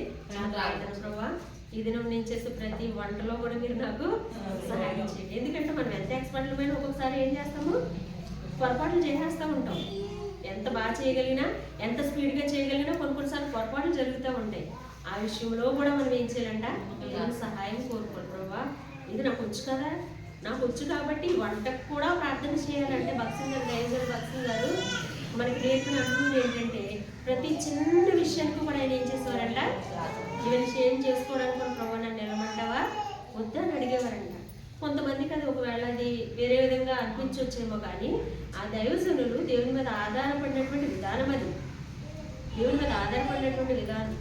ఆయన పరిస్థితులు నేను ఇది చేయనా వద్దని అడిగింది ఒక మనుషుల దగ్గర కాదు కదా, దేవాతి దేవుడు మనల్ని పుట్టించి మనకు ఒక ప్రాణం పెట్టి మన యొక్క అవసరతలన్నీ తీరుస్తూ మన యొక్క విషయంలో అంత బాధ్యత కలిగినటువంటి దేవుని విషయంలో ఆయన మన పక్షంగా అంత నమ్మకంగా ఉన్నప్పుడు మనం ఎందుకు నమ్మకంగా ఉండకూడదు? ఆయన విషయంలో మనం ఎప్పుడైతే నమ్మకంగా ఉంటామో మన విషయాల్లో కూడా ఆయన ఎలా ఉంటారంట? నమ్మకంగానే ఉంటాడు. ఆయన పేరే నమ్మదగిన దేవుడు. ఆయన నమ్మదగినటువంటి దేవుని పిల్లలమైన మనము కూడా దేవుడు మనకు అప్పగించిన అన్ని బాధ్యతల్లో, అన్ని పరిస్థితుల్లో కూడా మనము కూడా ఎలా ఉండాలంట? నమ్మకంగా ఉండాలి. పిల్లలు పిల్లలు కాలేజీ చదివే పిల్లలు, స్కూల్కి వెళ్ళే పిల్లలు అయితే వాళ్ళ బాధ్యత ఏముంది? ఇప్పుడు తల్లిదండ్రులు వారిని బాగా చదివించాలని కోరిక తల్లిదండ్రులకు ఉంటుంది. ఆ విషయంలో వారు ఎలా ఉండాలి? నమ్మకస్తులుగా ఉండాలి, బాగా చదవాలి, సమయాన్ని వృధా చేయకూడదు, అక్కడిక్కడ కూర్చొని కాలం గడపకూడదు. పిల్లలు చాలామంది సెల్ ఫోన్కి ఎడిక్ట్ అయిపోయారు. బుక్స్ అంటేనే వాళ్ళకి నిద్ర లేకపోతే తలనొప్పి వస్తుంది కదా, బుక్స్ పేరు చెప్తేనే. మరి సెల్ ఫోన్ అంటే పొద్దున్నివ్వండి సెల్ ఫోన్ వాడి చేతికి, వాళ్ళకి కనీసము ఆకలి అవుతుందని కూడా అడగరండి, ఆకలి కూడా అడగరు. చిన్నపిల్లలు మీరు తోసేయడం కదా, ఇదేనా పెద్దోళ్ళు కూడా అలాగే ఉన్నారు. సెల్ ఫోన్ చేతిలోకి వచ్చిందంటే ప్రార్థనకి వెళ్ళాలని టైం అయిపోతుందని కానీ, మందిరానికి వెళ్ళాలని కానీ, పిల్లలు వస్తారు వంట చేయాలని కానీ, బ్రదర్ వస్తారు వంట చేయాలి, ఇవన్నీ మర్చిపోయి ఆ సెల్ ఫోన్లో ఇంకా చూడమే పని అయిపోతూ ఉంటుంది. అపవాది మన సమయాన్ని ఎంతగా తింటున్నాడో, ఎంత పాడు చేస్తున్నాడో మనకి అర్థం కాదు. ఆ విషయంలో ఒకవేళ మనము దేవునికి నమ్మకంగా లేమా? దేవుని సమయాన్ని ఇప్పుడు బైబిల్ దగ్గర మనం గడిపేది, దేవుని వాక్యం దగ్గర గడిపేది 5 నిమిషాలే. ఎంత స్పీడ్గా చదివేస్తాము మన డైలీ పర్సన్, ఎంత స్పీడ్గా చదువుతాము. దేవుడు ఏం వాగ్దానం ఇచ్చాడు? అసలు ఏం మాట్లాడాడు ప్రభు మనతో? మనతో ఏం మాట్లాడాడు ఆయన? అది గ్రహిస్తామా? అది ఉంటుందా? ప్రభు నువ్వు నాతో ఏం మాట్లాడాలి ఈరోజు, నాకు ఏం వాగ్దానం ఇచ్చావు? ఒకవేళ నేను వెళ్ళే పరిస్థితులు, ఈరోజు నేను ఏ పరిస్థితులు గుండా వెళ్ళాలో నాకు తెలియదు, భయపడవద్దు అని ఒకవేళ ఆయన వాగ్దానములు మనతో మాట్లాడుతూ వచ్చారనుకో, ఆయన మన డైలీ పర్సన్ ద్వారాగా, ఆ మాట కూడా స్పీడ్గా చదువుకుంటూ వెళ్ళిపోతాం కాబట్టి అది కూడా జ్ఞాపకం ఉండదు. సడన్గా ఒక సిచ్యువేషన్ ఎదురవుతుంది మనకి, ఏదో భయం కలిగేదో, ఒక ఫోన్ కాల్ ఏదో వింటాము, సడన్గా భయము, ఒక్కసారి గుండె ఆగిపోయినంత పైన అవుతుంది. అప్పుడు ఏం జ్ఞాపకం రావాలి మనకి? ప్రభా నా ఉదయకాల సమయంలో నేను నా డైలీ పర్సన్ చదువుతున్నప్పుడే ముందుగానే ఆయన మన భవిష్యత్తును కూడా ఎరిగిన దేవుడు కాబట్టి ఆయన మనకు వాగ్దానం ఇచ్చాడు, భయపడొద్దని మీరు చెప్పారు కదా ప్రభా. ఈ సిచ్యువేషన్ నా జీవితంలో ఎదురవుతుందనా, ఈ పరిస్థితులు నా జీవితంలో వస్తాయనో, అందుకే ముందు నాకు వాగ్దానం ఇచ్చాము ప్రభా. ఎప్పుడు ఈ గ్రహింపులోకి మనం వస్తామంటే, దేవుడు మన డైలీ పర్సన్ ద్వారా వ్యక్తిగతంగా మనతో ప్రభు మాట్లాడే అనుభవంలో మనం ఉన్నప్పుడే ఈ గ్రహింపులోకి మనం రాగలం. లేకపోతే ఈ గ్రహింపు మనకి ఉండదు. అన్ని విషయాల్లో కూడా మనం ఎలా ఉండాలంట? నమ్మకంగా ఉండాలి. కాబట్టి సమయాన్ని మనము సద్వినియోగం చేసుకోవాలి. సమయాన్ని సద్వినియోగం చేసుకున్న వాళ్ళని దేవుడి వాక్యం ఏమని పిలుస్తుందంట? జ్ఞానులు అంటుందా దేవుడు? పౌలు గారు అజ్ఞానుల వలె ఉండొద్దు అని చెప్తున్నారు. ఒకవేళ మన సమయం ఎక్కడ వృధా చేస్తున్నాం, ఎక్కడ మన సమయాన్ని పాడు చేసుకుంటున్నాం, ఎక్కడ మన సమయాన్ని అనవసరంగా గడుపుతున్నాం, దేవునికి ఇవ్వాల్సినటువంటి సమయం దేవునికి ఒప్పుకోకుండా, చదువుకునే పిల్లలకి చదువుకోకుండా, కాలేజీలు కానీ స్కూల్ కానీ వెళ్ళకోకుండా మన నమ్మకత్వాన్ని మనం కాపాడుకుంటే మెండైన దీవెనలు మనకి దేవుడు మనకు అనుగ్రహిస్తారు. మనకు కలుగుతాయి, మెండైన దీవెనలు కలుగుతాయి. ఈ విషయంలో మనం నమ్మకంగా ఉండాలి. చదువుకునే బిడ్డలు చదువుకునే విషయంలో నమ్మకంగా ఉండాలి. తల్లిదండ్రులు చాలామంది పిల్లలు, చిన్న పిల్లలు కాన్వెంట్లకి స్కూల్కి వెళ్ళేటప్పుడు వాళ్ళకి సరిగ్గా చదవడం రాదు. కొంతమంది తల్లిదండ్రులు పల్లెకి వెళ్ళిపోతారు, ఇంటి దగ్గర చదివించే అంత పాపం అవకాశం ఉంటుంది, వాళ్ళు కూడా చదువుకుని ఉండరు. వీళ్ళు ఏం చేస్తారు? స్కూల్కి వెళ్ళిన తర్వాత వర్క్ ఇస్తారు, సార్లు టీచర్స్ వర్క్ ఇస్తారు, వాళ్ళు ఏదో వర్క్ ఇచ్చి పంపించేస్తారు, ఇంటి దగ్గర చదివించరు కదా. తల్లిదండ్రులకు అంత అవకాశం ఉన్నంత సమయం లేక చదివించలేదు అనుకో, వాళ్ళు రాయు, అక్కడికి వెళ్తే వాళ్ళు కొడతారు, స్కూల్కి వెళ్ళకపోతే వీళ్ళు కొడతారు. అందుకే వాళ్ళ మధ్యవర్తులకు మధ్య రకంగా ఏం చేస్తారంటే, వాళ్ళ బ్యాగులు అవి ఎక్కడన్నా పెట్టేసుకుని తల్లిదండ్రులకు తెలవకోకుండా కూడా స్కూల్కి వెళ్ళి వచ్చి మన అబద్ధమాడే పిల్లలు కూడా ఉంటారు. అర్థం చేసుకోవాలి. ఇక్కడ ఇంటి దగ్గర వీళ్ళు కొట్టి స్కూల్లో వర్క్ చేయకపోతే వాళ్ళ కూడా కొడితే వాళ్ళు ఏం వెళ్ళిపోవాలి చిన్న వయసులో. సో అప్పుడు ఏం చేయాలంటే వాళ్ళకి ఇంటి దగ్గర కొంచెం ఒక అరగంట, ఒక పావుగంట వాళ్ళకి సమయం ఇచ్చి, ఒకవేళ తల్లిదండ్రులుగా చెప్పేంత సమయం లేకపోతే, చదువు లేకపోతే, ఆ బాధ్యతను ఎవరికొకరికి అప్పగించి వాళ్ళు ఏం చేయాలంట? పట్టించుకోవాలి, పిల్లల్ని పట్టించుకోవాలి. ఎక్కడికి వెళ్ళిపోతారు వాళ్ళు? ఇంటి దగ్గర మనము కొట్టి స్కూల్లో వాళ్ళు కొడితే వాళ్ళు ఏమవుతారంటే, వాళ్ళు చదువు మీద వాళ్ళకి ఏం కలుగుతుంది? ఇంకా ఆసక్తి పోద్ది, విరక్తి కలుగుతుంది. స్కూల్ అంటేనే ఇంకా ఎందుకు వెళ్ళాలి? మిగతాలు కొడుతున్నారు, వెళ్ళకపోతే వీళ్ళు కొడుతున్నారనే ఆ పరిస్థితుల్లోకి వస్తారు. సో ఆ విషయంలో కూడా తల్లిదండ్రులుగా బాధ్యత తీసుకుని, ఒకవేళ మనకు సమయం లేకపోతే ఇరుగు వాళ్ళు ఎవరో ఒకరు 10th క్లాస్ అలా చదివిన వాళ్ళు ఉంటారు కదా, కొంచెం వాళ్ళ దగ్గరైనా ఒక 10 నిమిషాలు, ఒక పావుగంట వాళ్ళ వర్క్ చేయించే బాధ్యతను మనం తీసుకోవాలి. ఈ విషయంలో కూడా దేవుడు మనల్ని ఏం చేస్తాడంట, మనకు బిడ్డలు ఇచ్చారంటే వాళ్ళని శారీరకంగా అభివృద్ధి చేయడానికి ఎంతో ప్రయాసపడుతూ ఉంటాం. ఇంత పని చేసేది, ఇంత ఉద్యోగాలు చేసేది, ఇంత కష్టపడేది మీకోసమే కదా, మీరు చదువుకోకపోతే ఎలా అంటాం. అలా ఒక మాట అనేసి ఊరుకోవడం కాదు, బాధ్యత తీసుకోవాలి. వాళ్ళ విషయంలో పట్టించుకుని వాళ్ళకి చదువుకోవడానికి కావాల్సినటువంటి తగిన ఏర్పాట్లు మనం ఏం చేయాలంట, కల్పించాలి, చేసుకుని రావాలి మనం. అప్పుడు దేవుడు ఆ విషయంలో మనం నమ్మకంగా ఉన్నప్పుడు ఎప్పుడు కూడా మనల్ని అయినా మన బిడ్డలైనా విడిచిపెట్టాడు. అలాగే ఆత్మీయ విషయాల్లో కూడా మందిరానికి వెళ్తున్నారా, సమయానికి వెళ్తున్నారా, కంఠస్వాక్యం ప్రతి వారం ఇచ్చినటువంటి వాక్యము నమ్మకంగా వాళ్ళు చెప్తున్నారా లేదా.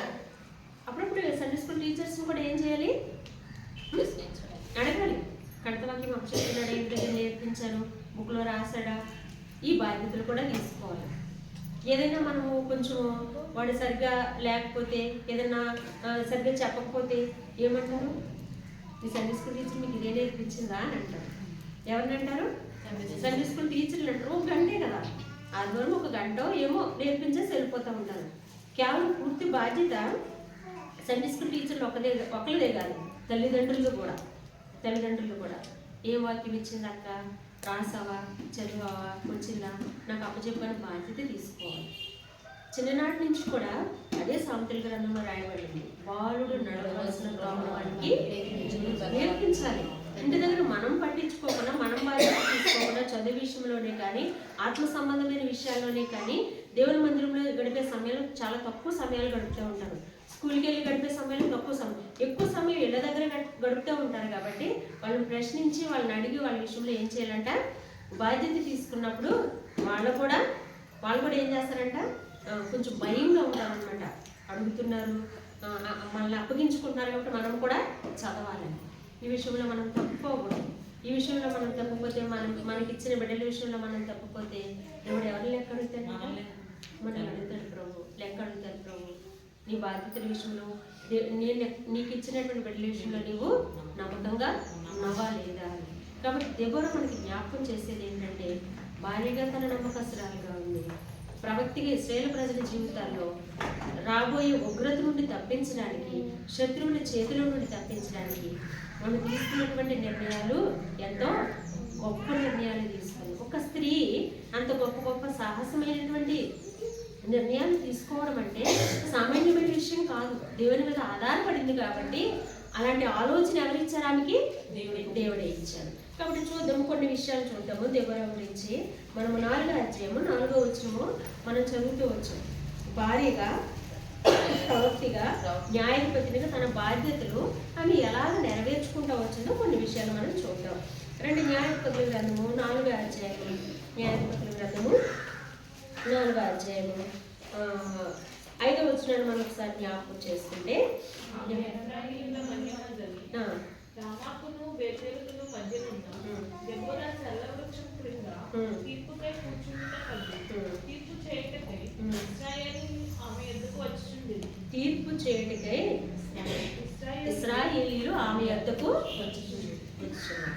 కాబట్టి ఇశ్రాయేలీయులు ఆమె దగ్గరకు వచ్చి ఏం చేసేవారంట, న్యాయం కొరకు వాళ్ళు ఆమె దగ్గరకు వచ్చేవారని దేవుని వాక్యంలో రాయబడింది. ఒక స్త్రీ ఆమె తీర్పు తీర్చడానికి, ఆ యొక్క దెబోరా సరళ వృక్షం క్రింద ఆమె తీర్పు తీర్చడానికి కూర్చున్నప్పుడు, ఎవరి జీవితంలో అయితే అన్యాయం జరిగిందో, ఎవరి జీవితంలో అయితే నష్టపోయారో, ఏ ఇబ్బందులు ఉన్నాయో, ఏ సమస్యలు ఉన్నాయో అవన్నీ కూడా ఆమెతో చెప్పి, ఆమె వారికి ఉన్నటువంటి సమస్యలన్నీ కూడా తీర్చుకోవడానికి ఎవరి దగ్గరికి వచ్చేవారంట, దెబోరా దగ్గరికే వచ్చేవారంట. ఆమె దగ్గరికే వచ్చేవారంట. ఆమె న్యాయం తీర్చేదంట. మరి ఇంతమంది జనసమూహాలు, ఇశ్రాయేలు ప్రజలందరికీ కూడా వారికి ఉన్న సమస్యలు, వారి ఇబ్బందులు, వారికి జరిగిన అన్యాయము, ఇదంతా కూడా ఆమె అది ఆ న్యాయం తీర్చడానికి, వారికి సలహాలు ఇవ్వడానికి, వారిని ప్రోత్సహించడానికి, వారిని ధైర్యపరచడానికి ఎవరిచ్చారు ఈ జ్ఞానం? ఎవరిచ్చారంట? మన ఆలోచనతో, మన సొంత తలంపులతో మనం ఏదైనా సలహా ఇచ్చేసామనుకో, వాళ్ళ జీవితాలు కట్టబడతాయా? కట్టబడు. ఎవరైనా ఒకవేళ ఏదైనా దుఃఖంతో బాధతో మన దగ్గరకు వచ్చి ఒక సమస్య చెప్పుకున్నప్పుడు, వాళ్ళు మనకి సమస్య చెప్తూ ఉన్నప్పుడే మనసులో చిన్న ప్రార్థన చేసుకోవాలి. ప్రభువా, ఈ సహోదరి నా దగ్గరికి పంపించావు, ఎవడు పంపిస్తేనే వస్తారు, అంతే.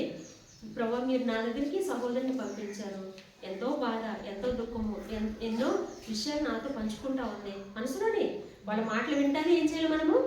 మనసులో ప్రార్థన చేసి మీకు తగినటువంటి విధానంలో ఆలోచన చెప్పడానికి, ధైర్యపరచడానికి కావాల్సిన జ్ఞానం నాకు దయచేసి మనసులోనే ప్రార్థన చేసుకుంటూ ఉండాలి. ఆమె బాధ పూర్తయిన తర్వాత ఇవ్వవలసినటువంటి సలహా, ఆమెను ధైర్యపరచవలసినటువంటి మాటలు మన నోట ఎవరు ఇస్తారంట? దేవుడు ఇస్తారు. మన జ్ఞానం కాదు. ఇప్పుడు ఏం చెప్పాలి? ఇంత దుఃఖంలో ఉంది, ఇంత ఏడుస్తుంది, ఏం చేయాలని అనుకోకూడదు. ప్రభా జ్ఞానం ఇచ్చేవారు మీరే, తెలివిచ్చేవారు మీరే, ఆలోచన ఇచ్చేవారు మీరే, నా వలన కాదు.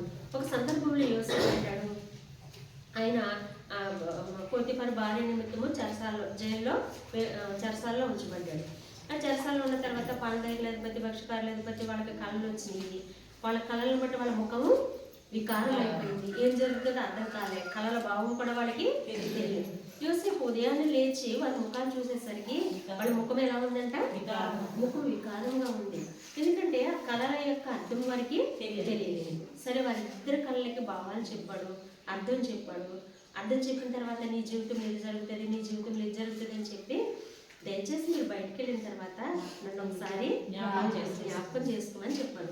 యోసేపు బహుశా ఆ ఒక్క సందర్భంలోనే మనుషుల యొక్క సహాయం కోరాడంటే, ఎన్ని పరిస్థితులు కూడా ఆయన వెళ్ళాడో, ఎన్ని ఉపద్రవాల్లో ఆయన వెళ్ళాడు, ఎన్ని హింసలు కూడా ఆయన వెళ్ళాడో, ఎంత ఒంటరితనమో యోసేపు జీవితంలో యవనస్తుడిగా ఉన్నప్పటి నుంచి కూడా బహుశా మనుషుల మీద ఆధారపడిన సందర్భాలు ఎక్కడా కూడా లేవు. ఆ కళల భావం చెప్పి మీరు బయటకు వెళ్ళక నన్ను ఒకసారి జ్ఞాపకం చేసుకోండి అంటే, వాళ్ళు బయటకు వెళ్ళక ఏం చేస్తారు? మర్చిపోయారు.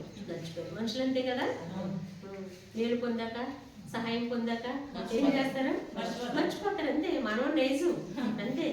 అవసరమైతే ఎప్పుడు చేసావు, ఎప్పుడు ఇచ్చావు అంటారు కూడా. అలా తిరుగుబాటు చేసేవారు కూడా మేలు పొందిన తర్వాత, మన దగ్గర నుంచి సహాయం పొందిన తర్వాత అలా తిరుగుబాటు చేసేవారు కూడా ఉండవచ్చు. అది చాలా గాయంగా ఉంటుంది ఒకసారి. అయ్యో నా ద్వారా మేలు పొంది, ఇంత అనుభవించి, ఇంత సహాయం పొంది, నేను ఇంత రిస్క్ తీసుకుని ఇంత హెల్ప్ చేస్తే ఇలా అంటున్నారేంటి? ఎంతో బాధపడక్కర్లేదు. మనుషులు ఎలాంటి వాళ్ళు అర్థం అవ్వడానికి, అర్థం చేసుకోవడానికి దేవుడు కొన్ని అలాంటి పరిస్థితుల్లో అలాంటి వారిని కూడా మన మధ్యలో మనకి పరిచయం చేస్తూ ఉంటాడు. మనం కొన్ని నేర్చుకోవాలి, కొన్ని విషయాలు నేర్చుకోవడానికి. బాధపడకూడదు. ప్రభు ఎందుకు ఇలా చేశారు, వాళ్ళు ఎందుకు ఇలా చేశారు అని అనకూడదు. అలా చేయడం మన మేలు కొరకే. దావీదు కూడా అంతే కదా, నావల్ ఎంతో మేలు పొందాడు. ఆయన ఏదో కేవలం ఆహారం లాస్ట్ టైం వచ్చినప్పుడు కూడా విషయాలు నేను జ్ఞాపకం చేశాను. కేవలం ఆహార పదార్థాలు, సౌలు తరంతో ఉన్నాడు, ఆకలితో ఉన్నాడు, ఏం చేయాలో అర్థం కావట్లేదు. ఆయన దగ్గర ఇంకా ఈయనే ఇబ్బందిలో ఉంటే, ఈయనే తరం పడుతూ ఉంటే, ఇబ్బందుల్లో ఉన్నవాళ్ళు, బాధల్లో ఉన్నవాళ్ళు, అప్పులు చేసుకున్న వాళ్ళు, అసమాధానంగా వీళ్ళందరూ వచ్చి ఎవరి దగ్గర చేరారు? దావీదు దగ్గర ఉన్నారు. ఈయన తినడానికి లేదు, వాళ్ళకి ఎక్కడ తీసుకొచ్చి పెడతారైనా? అప్పుడు ఆ నాబాలు గొర్రెలు బొచ్చు కత్తిరిస్తున్నాడని చెప్పి తెలిసి అక్కడ గొప్ప ఉత్సవంలా చేస్తున్నారని, సరే ఆహారం ఉంటుంది కదండి, కొంతమంది సేవకుల నుంచి పంపిస్తే, దావీదు ఎంత జ్ఞానం కలిగినవాడంటే, అందుకే బహుశా నా హృదయానుసారని దేవుడు ఆయన గురించి చెప్తూ వచ్చాడు. నా హృదయానుసారని ఎందుకు చెప్పాడంటే, వెళ్ళగానే మీరు ఆహారము మాకు భోజనాలు కావాలని అడగొద్దు, కుశల ప్రశ్నలు అడిగి నీకు నీ ఇంటికి క్షేమమవునుగా కానీ మాట చెప్పాక అప్పుడు నేను పంపించిన మాట చెప్పండి, అవసరం చెప్పండి అని చెప్పి పంపించాను కదా. ఎవరైనా ఏదైనా డబ్బుల కోసం వచ్చారంటే మన దగ్గర ఏదైనా, లేకపోతే మనం వేరే వాళ్ళ దగ్గరికి వెళ్ళామనుకో, ఒక 10,000 అవసరం, ఒక 5,000 అవసరమై వెళ్ళామనుకో, స్టార్టింగ్ వెళ్ళగానే ఒక 5,000 కావాలి ఏంటమ్మా, ఏమంటారు చెప్పండి? ఏం చేస్తున్నావు, ఎలా ఉన్నారు, బాగున్నారా, ఫోన్లో కానీ డైరెక్ట్గా వెళ్ళా కానీ ముందు వాళ్ళ క్షేమ సమాచారం అడిగి, పిల్లలు ఎక్కడ చదువుతున్నారు, మీరు ఎలా ఉన్నారో, నీ ఆరోగ్యం మంచి బాగాలేదంట, బాగుందా అన్నీ అడిగిన తర్వాత మన అవసరం ఏదో అప్పుడు చెప్తూ ఉంటాం. దావీదు నీకు నీ ఇంటికి క్షేమ అవగాను కాక అని చెప్పి ఆ భాగ్యవంతుడితో అని చెప్పాడు. ఏమన్నాడంటే నాబాల్ గురించి అసలు పరిశుద్ధ గ్రంథంలో రాయబడిన సాక్ష్యం ఏంటి? మోటువాడు, దుర్మార్గుడు అని రాయబడితే, దావీదు ఆ భాగ్యవంతులతో మీరు వెళ్ళినప్పుడు నీకు నీ ఇంటికి క్షేమవును కాక నేను చెప్పు అని అన్నాడు. ఎంత మంచి మనసు దావీదుది. కానీ అది ఉపయోగించుకోలేకపోయాడు. ఎవరు? నాబాలు. దావీదు చాలా సహాయంగా, భవిష్యత్తులో కూడా చాలా సహాయంగా ఉండేవాడేమో దావీదు నాబాలుకి. కానీ అలాంటి మంచి స్నేహితుడిని ఏం చేసుకున్నాడో తోసిపుచ్చాడు అనమాట. అయితే అసలు దావీదు ఎవడు, యెషయా ఎవడు, దావీదు ఎవడు, లేకపోతే వాళ్ళ యజమానుల దగ్గర నుంచి పారిపోయిన వాళ్ళు చాలా మంది ఉన్నారు కదా. ఇలా రకరకాలుగా మాట్లాడి ఏమి ఇవ్వకుండానే పంపించేస్తాడు. అసలే ఆకలి బాధ, శత్రువు తరుగుతూ ఉన్నాడు. ఎలా ఉంటాయి పరిస్థితులు? బాగా కోపంలో మనం ఉన్నప్పుడు ఎవరైనా వచ్చేదని అడుగుతున్నారనుకో, మనకి ఎలా ఉంటుంది? మన ఇంటెన్షన్ ఏంటి? ఇప్పుడు ఎందుకు వచ్చారు ఇలా, ఇప్పుడు ఎందుకు వచ్చారు, నాకు అసలే చాలా తలనొప్పిగా ఉంది, నేనే బాధల్లో ఉంటే ఇప్పుడు ఎందుకు వచ్చారని చెప్పి మనసులోనే ఏం చేస్తూ ఉంటామంట? బాధపడుతూ ఉంటాం, అసహనం వ్యక్తం చేస్తూ ఉంటాం, సరిగా వాళ్ళకి సమాధానం కూడా చెప్పం. ఆ సమయంలో జరిగిన సందర్భాలు అవి వేరు, ఆ వార్త చెప్పడం ఎందుకు కూడా మనకి బాగా తెలుసు. నేను జ్ఞాపకం చేసేది ఏంటంటే, మేలు పొందిన తర్వాత మనుషులు ఏం చేస్తారు? మర్చిపోతారు, మనల్ని మర్చిపోతారు, మనం చేసే సహాయం కూడా మర్చిపోతారు. అందుకే దావీదు ఎవడు, యెషయా కుమారుడు ఎవడు, యెషయా ఎవడు అన్నట్టుగా అడుగుతూ వచ్చాడు. ఎవరు? మేలు పొంది ఆ మాట అడుగుతూ వచ్చాడు. ఈ పండుగ లేకపోతే బహిష్కారాల అధిపతులు కూడా వాళ్ళు ఏం చేస్తారు? కళల భావం చేయించుకున్నారు, సంతోషంగా బయటకు వెళ్ళిపోయారు, వారి జీవితంలో నెరవేరింది, జరిగిపోయింది, అంతా అయిపోయిన తర్వాత ఇక్కడ యోసేపుని మర్చిపోయారు. కానీ దేవుడు యోసేపుని మర్చిపోలేదు. వారికి కళ వచ్చినట్లుగానే, వారికి దర్శనం వచ్చినట్లుగానే ఎవరికి వచ్చింది? ఇప్పుడు ఫరోకు కళ వచ్చింది. ఏం చేయాలి ఇప్పుడు? ఆ కళ ఎవరు చెప్తారు, కళ భావం ఎవరు చెప్తారు, ఏంటో అర్థం కాని పరిస్థితుల్లో అప్పుడు వచ్చారు. ఆ పనులైతే అయ్యా, మేము అక్కడ చర్చల్లో ఉన్నప్పుడు, అక్కడ వేయబడినప్పుడు యోసేపు అనేటువంటి ఒక వ్యక్తి ఉన్నాడు, కళ భావం చెప్పగలిగినటువంటి ఒక వ్యక్తి ఉన్నాడు. మీరు ఆయన పిలిపిస్తే మీ ప్రాబ్లం ఏమవుతుంది? సాల్వ్ అయిపోతుంది అని చెప్పగానే అప్పుడు జ్ఞాపకం వచ్చాడు. అప్పటి వరకు కూడా వాళ్ళకి జ్ఞాపకం రాలేదు. దేవుడు అన్యాయస్తుడు కాదు. ఒకవేళ ఒకళ్ళు మనకి హెల్ప్ చేస్తున్నాడు, ఒకళ్ళు సహాయం చేస్తున్నాడు, వాళ్ళు మర్చిపోయినా ఇంకొక విధంగా దేవుడు మనకి ఏం చేస్తారైనా సహాయం పంపించవచ్చు. ఆయన బిడ్డలు ఎన్నడూ కూడా ఆయన విడిచిపెట్టే దేవుడు కాదు. ఆయన విడిచిపెట్టడు. ఎందుకంటే మొర్దెకై కూడా అంటాడు ఎస్తేరుతో, ఈ సమయంలో నువ్వు మౌనంగా ఉంటే సహాయం వేరే దగ్గర నుంచైనా ఏదో ఒక దేవుడు సహాయం చేస్తాడు కదా. ఎస్తేరుతో మాట అంటున్నాడు మొర్దెకై. ఎందుకంటే దేవుని ఎందుకు భయభక్తులు కలిగిన వాళ్ళకి తెలుసు, ఒక దారి మూసుకుపోతే, ఒక మార్గం మూసుకుపోతే వేరొక దారి దేవుడు, వేరొక మార్గాన్ని దేవుడు చూపిస్తాడు. ఈ అనుభవంలో మనం ఉండాలి. ఇంక ఇది అయిపోయింది, ఇది క్లోజ్ అయిపోయింది, ఇంకా నా పరిస్థితి కూడా అయిపోయిందని మనం అనుకోకూడదు, అలా విచారపడకూడదు, దుఃఖపడకూడదు. దేవుడు పాట పాడారు కదా, ఏమైనా చేయగలడు, తన మొత్తం కూడా మార్చగలడు. చిన్నోళ్ళు పెద్దోళ్ళు అందరూ ఈ పాటే. ఒక్కసారి సెల్లో యూట్యూబ్ ఆన్ చేస్తే ఇదే పాట. ఆ పాట రాసినటువంటి వ్యక్తి సాక్ష్యం చెప్తే ఏమన్నాడంట, అసలు ఈ పాట రాసినప్పుడు ఈ పాట ఇంత ఫేమస్ అవుతుందని నేను ఇంతమంది నోటండి ఈ పాట పాడుకుంటానని కూడా నేను అనుకోను. ఏదో పర్సనల్గా వ్యక్తిగతంగా ఆయన వెళ్ళిన పరిస్థితుల్లో, దేవుడు ఆయన్ని దర్శించిన విధానంలో, దుఃఖంలో, వ్యాధుల్లో, ఆ సందర్భంలో, తన జీవితంలో ఎదురైన పరిస్థితులను బట్టి రాసుకున్నాడు. కానీ అదొక అనుభవం, ఆయన అనుభవం.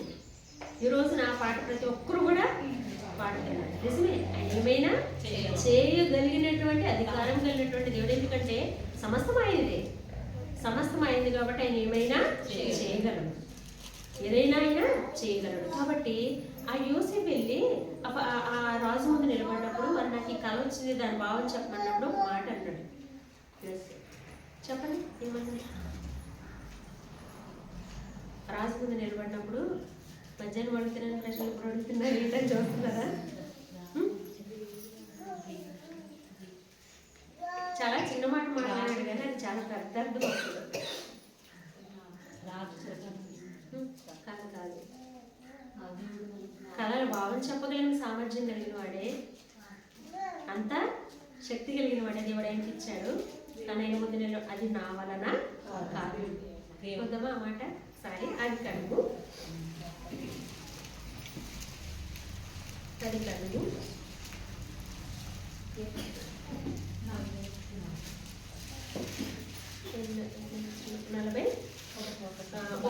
16 వచ్చింది. నా వలన కాదు, అది నా వలన కాదు, దేవుడే ఫరోకు క్షేమకరమైన ఉత్తరమిచ్చినట్టు ఫరోతో చెప్పాడు. ఇక్కడ మనం చాలమ్మా, ఇక్కడ ఆది కాండము 41వ అధ్యాయంలో ఫరో ఎదుటికి తీసుకురాబడ్డాడు, చెరసాలలో నుంచి తీసుకొచ్చారు, రాజు ముందు నిలబెట్టాడు. నిలబెట్టిన తర్వాత ఇక్కడ ఏమంటాడంటే, యోసేపు నువ్వు కళల భావం చెప్తావండా, నాకు వచ్చిన దర్శనము కళభావం చెప్పాలంటే ఆ ఫరో ముందు నిలబడి యోసేపు ఏమంటాడంటే, అది నా 16 వచనం, యోసేపు అది నా వలన కాదు. అంటే ఎవరి మీద ఆధారపడ్డాడు? పానదాయకుల అధిపతికి భక్ష్యకాల అధిపతికి వారికి వచ్చిన కళలు, తన యవన కాలంలోనే తన చిన్నప్పుడే తనకు వచ్చిన కళలు అవన్నీ కూడా దేవుడు ఆయన జీవితంలో నెరవేర్చడానికి ఆ శక్తి ఇచ్చినంత జ్ఞానం కూడా యోసేపుకి ఉంది. కానీ ఆ ఫరో ముందు నిలబడినప్పుడు దీనికి నాకు ఆన్సర్ కావాలి, ఏంటో నాకు తెలియపరచమన్నప్పుడు తన సొంత శక్తి మీద ఆధారపడట్లేదు. ఇది నేను చేయగలను అని అనట్లే, ప్రభా ఆయన మాత్రమే చేయగలడని ఏమంటాడంటే అది నా వలన కాదు. మరి ఎవరి వలన అవుతుంది? కింద వచనంలో అంటాడు ఆయన, దేవుడే ఫరోకు క్షేమకరమైన ఉత్తరమిచ్చినని ఫరోతో చెప్తూ వచ్చాడు. అందుకే సామెతల గ్రంథం 3వ అధ్యాయంలో మనం చూస్తాము, నీ స్వబుద్ధిని ఆధారం చేసుకొనక. చూద్దామా సామెతల గ్రంథము, సామెతల గ్రంథము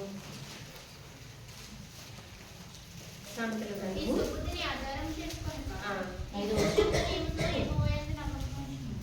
వచనం కూడా అమ్మ. ఈ ప్రవచన అంతటి ఆయన అధికారమునకు ఒప్పుకొను.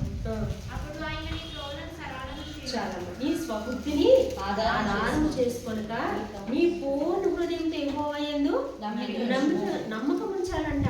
మన స్వబుద్ధిని ఆధారం చేసుకోకూడదంట. నా జ్ఞానంతో, నా తెలుగుతో, నా శక్తితో, నా బలంతో, నా ఆలోచనతో నేను ఏమైనా చేయగలను అనేటువంటిది మనలో నుండి ఏం చేయాలి? తీసేయాలి. యోసేపు జీవితము మనకు అది నేర్పిస్తుంది. అది నా వలన అంత శక్తి సామర్థ్యాలు దేవుడు ఆయనకి ఇచ్చినప్పటికీ కూడా దేవుని మీద ఆధారపడుతూ ఉన్నాడు. దేవుడే ఫరోకు క్షేమకరమైన ఉత్తరమిచ్చిన కాక అన్నాడు. కాబట్టి మన జీవితాల్లో మనము మన స్వబుద్ధిని ఏం చేయకూడదంట, ఆధారం చేసుకోకూడదు. వ్యక్తిగతంగా ఏ నిర్ణయం తీసుకోవాలన్నా, పిల్లల విషయంలో కానీ, కుటుంబ విషయంలో కానీ, సంఘంలో కానీ, ఏదైనప్పటికీ కూడా దేవుడు మనకు అప్పగించిన బాధ్యతల్లో కానీ, పనుల విషయాల్లో కానీ, ఆయన కొరకు నమ్మకంగా కొనసాగే విషయంలో మనము మన సొంత నిర్ణయాలు తీసుకోకూడదు. దేవుని పాదాల దగ్గర కూర్చొని, ప్రభా ఏం చేయమంటావు ప్రభా, ఇది చెయ్యాలా వద్దా, మీరు నాతో మాట్లాడండి, నాకు ఆలోచన చెప్పండి, అప్పుడే నేను ముందుకి వెళ్తాను. దేవుని ఆలోచన లేకుండా, దేవుని చిత్తం లేకుండా మనం ముందుకెళ్ళడం మనకి క్షేమము కాదు. దేవుని చిత్తంలో ఏ నిర్ణయం తీసుకున్నా అది మనకి క్షేమమే. కాబట్టి యోసేపు దేవుని మీద ఆధారపడినట్లుగా, దేవుడే నీకు క్షేమకరమైన ఉత్తరం ఇస్తాడని చెప్పినట్లుగా అన్ని విషయాల్లో కూడా మనం ఏం చేయాలంటే దేవుని మీద ఈ దెబోరా కూడా దేవుని మీద ఆధారపడినిస్తుంది. ఆమె దగ్గరకు వచ్చిన ప్రతి ఒక్కరికి కూడా సలహా ఇచ్చే విషయంలో కానీ, న్యాయం తీర్చే విషయంలో కానీ, ఆలోచన చెప్పే విషయంలోనే కానీ, అక్కడికి వచ్చినటువంటి వాళ్ళని ధైర్యపరిచే విషయంలోనే కానీ ఎవరి సహాయం కోరుకుందంట? దేవుని మీద ఆధారపడిన స్త్రీ కాబట్టి ఆమెకు అప్పగించబడిన బాధ్యతలు నమ్మకంగా కొనసాగిపోతూ వచ్చింది. ఇంకొక మాట చూద్దాము రండి. ఇక్కడ మనము 8వ వచనాన్ని కూడా 7వ వచనం చదువు. నేను నీ దగ్గర 50 సైన్యాధిపతి అయిన సిసెరాను, అతని రథములను, అతని సైన్యమును కిషోరి ఏటి యొద్దకు కూర్చి నీ చేతికి అతన్ని అప్పగించదనని ఇశ్రాయేలు దేవుడైన యెహోవా సెలవిచ్చి ఉండలేదా అని దెబోరా చెప్పగా చాలా ఇక్కడ రెండవది మనం జ్ఞాపకం చేసుకున్నప్పుడు ఆమె దగ్గరకు వచ్చిన వారికి న్యాయం తీర్చి సలహాలు ఇవ్వడమే కాదు, ఇక్కడ బరాకును పిలిచి ఏమని చెప్పిందంటే, శత్రువు అయినటువంటి సిసెరా మీదకి యుద్ధానికి వెళ్ళాలి, ఇప్పుడు దేవుడు మనకు సహాయంగా ఉన్నాడు, నువ్వు 10,000 మనుషుల్ని ఏర్పాటు చేసి, ఎంతమంది మనుషులు అంట? నా 10,000 మంది 10,000 మంది మనుషులను ఏర్పరచుకుని తాబోరు కొండ ఎద్దకు నువ్వు రప్పించు. ఎందుకంటే శత్రువుతో ఏం చేయాలి? ఇప్పుడు యుద్ధం చేయాలి. శత్రువుతో యుద్ధం చేయడానికి బయలుదేరి వెళ్ళమని చెప్పినప్పుడు ఒక మాట మాట్లాడింది. ఆమె ఏమందంట? 7వ వచనము ఆఖరి లైన్ చూడము ఒకసారి. నీ చేతికి అని ఉంది కదా, చేతికి అతన్ని అప్పగించదనని ఇశ్రాయేలు దేవుడైన యెహోవా సెలవిచ్చి ఉండలేదా అని దెబోరా చెప్పగా నీ చేతికి అతన్ని అప్పగించదని ఇశ్రాయేలీయుల దేవుడైన యెహోవా సెలవివ్వలేదా? ఇప్పుడు నువ్వేం చేయాలి? దేవుడు చెప్పాడు కదా, వాగ్దానం ఇచ్చాడు కదా, నీ శత్రువు నీ చేతికి అప్పగిస్తానని వాగ్దానం ఇచ్చినప్పుడు ఎలా ఏం చేయాలి? ధైర్యంగా ఉండాలి. భయపడి నేను నీకు తోడుగా ఉంటానని వాగ్దానం ఇచ్చినప్పుడు మనం ధైర్యంగానే ఉండాలి. నీకు సహాయం చేస్తాను అని చెప్పి ఆయన మనకు వాగ్దానం ఇచ్చినప్పుడు మనం ధైర్యంగానే ఉండాలి. నేను నీకు తోడుగా ఉంటాను, నా సన్నిధి నీకు తోడుగా వస్తుందని ఆయన వాగ్దానం ఇచ్చినప్పుడు మనము ఆయన సన్నిధి నిత్యము మనకు తోడుగా ఉంటుందని మనం ధైర్యంగా ముందుకి వెళ్ళాలి. ఆయన వాగ్దానాలు మనం ఏం చేయాలంట? నమ్మాలి. దెబోరా నమ్మి ఇశ్రాయేలు దేవుడేనేమో సెలవిచ్చారు కదా. ఇప్పుడు సిసేరా మీద ఏం చేయలేదు, దానికి బయలుదేరి వెళ్ళని చెప్పి బారాక్తో చెప్తున్నప్పుడు బారాక్ ఏమన్నాడంట? 8వ వచనంలో నాతో కూడా వచ్చినే కదా బారాకు నువ్వు నాతో కూడా వచ్చినే కదా నేను వెళ్ళను కానీ నువ్వు నాతో కూడా రాని ఎడల నేను వెళ్ళనని ఆమెతో చెప్పాను. బారాక్ ఏం చెప్తున్నాడంట? 10,000 మంది మనుషుల్ని ఏర్పాటు చేసుకుని నువ్వు వెళ్ళు అని చెప్పి ఈ దెబోరా చెప్తుంటే ఈయనంటున్నాడు, నాతో కూడా 10,000 మంది మనుషులు నా దగ్గర ఉన్నా నీతో సాటి రారన్నట్టుగా మాట్లాడుతూ ఉన్నాడు. నీవు నాతో కూడా వస్తేనే నేను యుద్ధానికి వెళ్తా, లేకపోతే నేను యుద్ధానికి ఏంటి అంత ధైర్యం? దెబోరా అనేటువంటి ఒక స్త్రీని, అసలు మామూలుగా స్త్రీలు అంటేనే ఎంత బలహీనమైన ఘటమని రాయబడింది. అది వేరే సందర్భంలో కూడా, ఎందుకంటే వివాహ విషయాలనే ఇవన్నీ చెప్తూ ఉంటారు కదా. బలహీనమైన ఘటమే అని రాయబడింది, కానీ ఎవరు బలంగా ఉంటారు? ఎవరు ఆలోచన ఎదగాలి? ఎవరి సలహా తీసుకోవాలి? ఫైనల్ నిర్ణయం ఎవరిది? ఫైనల్ జడ్జిమెంట్ ఎవరిది? అంతే, ఖచ్చితంగా కదా, ఖచ్చితంగా మన నిర్ణయమే తుది నిర్ణయం. అంతే, ఇంకా మళ్ళీ దానికి దాటి వెళ్ళడానికి లేదన్నట్లుగా మనం ప్రవర్తిస్తాము. ఇక్కడ బారాక్ అంటున్నాడు, నువ్వు నాతో కూడా వస్తే నేను వెళ్తా, లేకపోతే నేను రాను అంటే ఒక చక్కటి మాట మాట్లాడింది. చూడండి ఒకసారి 9వ వచనంలో. నీతో నేను అగత్యంగా వచ్చేదని, అయితే నీవు చేయని ప్రయాణం వలన నీకు ఘనత కలుగదు. ఒక స్త్రీ చేతికి సిసేరాను అప్పగించినని చెప్పి తాను లేచి బారాక్తో కూడా కెదేషునకు వెళ్ళింది. చాలా ఇంక నేను త్వరగానే ముందుకు వెళ్ళిపోతాను. ఈ మాట ఏమందంట బారాక్ తోటి? 10,000 మంది మనుషులు తీసుకుని నువ్వు వెళ్ళని చెప్తే నువ్వు రాకపోతే నేను వెళ్ళను అని అంటే ఎంత చక్కగా మాట్లాడిందంటే, ఒక మాట ఏంటంటే, నేను నీతో అగత్యంగా వచ్చేదనైతే నీవు చేసే ఈ ప్రయాణం వల్ల నీకేం కలగదు? నీకు ఘనత రాదు కదా. నేను నీ కూడా ఉన్నప్పుడు, నీతో వచ్చినప్పుడు ఒక స్త్రీ చేతికి సిసేరాను అప్పగించాలని చెప్పి ఆ ఘనత నీకు రావాలి అని అంటే నేనేం చేయకూడదు? నీతో పాటు రాకూడదు అని అంటే బారాకు ఒప్పుకోలేదు, అసలు ఒప్పుకోలే. అంటే బారాకు ఇప్పుడు ఒక దెబోరాను చూడగానే ఎంత ధైర్యము! 10,000 మందిని పక్కన పెట్టి దెబోరాను పక్కన పెడితే బారాకు ఎవరు రావాలని కోరుకున్నాడు? ఇప్పుడు ఆ 10,000 మంది సంగతి వదిలే కానీ నువ్వు నాతో పాటు ఉండాలి. ఎందుకంటే అంత ధైర్య సాహసాలు కలిగినటువంటి స్త్రీ, దేవుని మీద ఆధారపడినటువంటి స్త్రీ. ఆమె నిర్ణయం తీసుకుందంటే, ఆమె సలహా చెప్పిందంటే ఇంకేమి లేదు, తిరుగు లేదు. ఇంకా అలా ఉండాలి, అలా ఉండాలి. ఆ శక్తి సామర్థ్యాలు ఎప్పుడు వస్తాయి మనకి? దెబోరా వల్ల ఎవరిస్తారు మనకంటే? దేవుని మీద ఆధారపడినట్టు కదా. నేను పేరుకి అర్థం చెప్పలేదు, మిమ్మల్ని అడగలేదు, మనకు తెలుసు కదా అర్థం. దెబోరా అంటే అర్థం తేనెటీగ. దెబోరా అంటే అర్థం ఏంటంట? తేనెటీగ. ఆ తేనె ఏ గంట ఇష్టమా, తేనె అంటే ఇష్టమా? చెప్పాలి.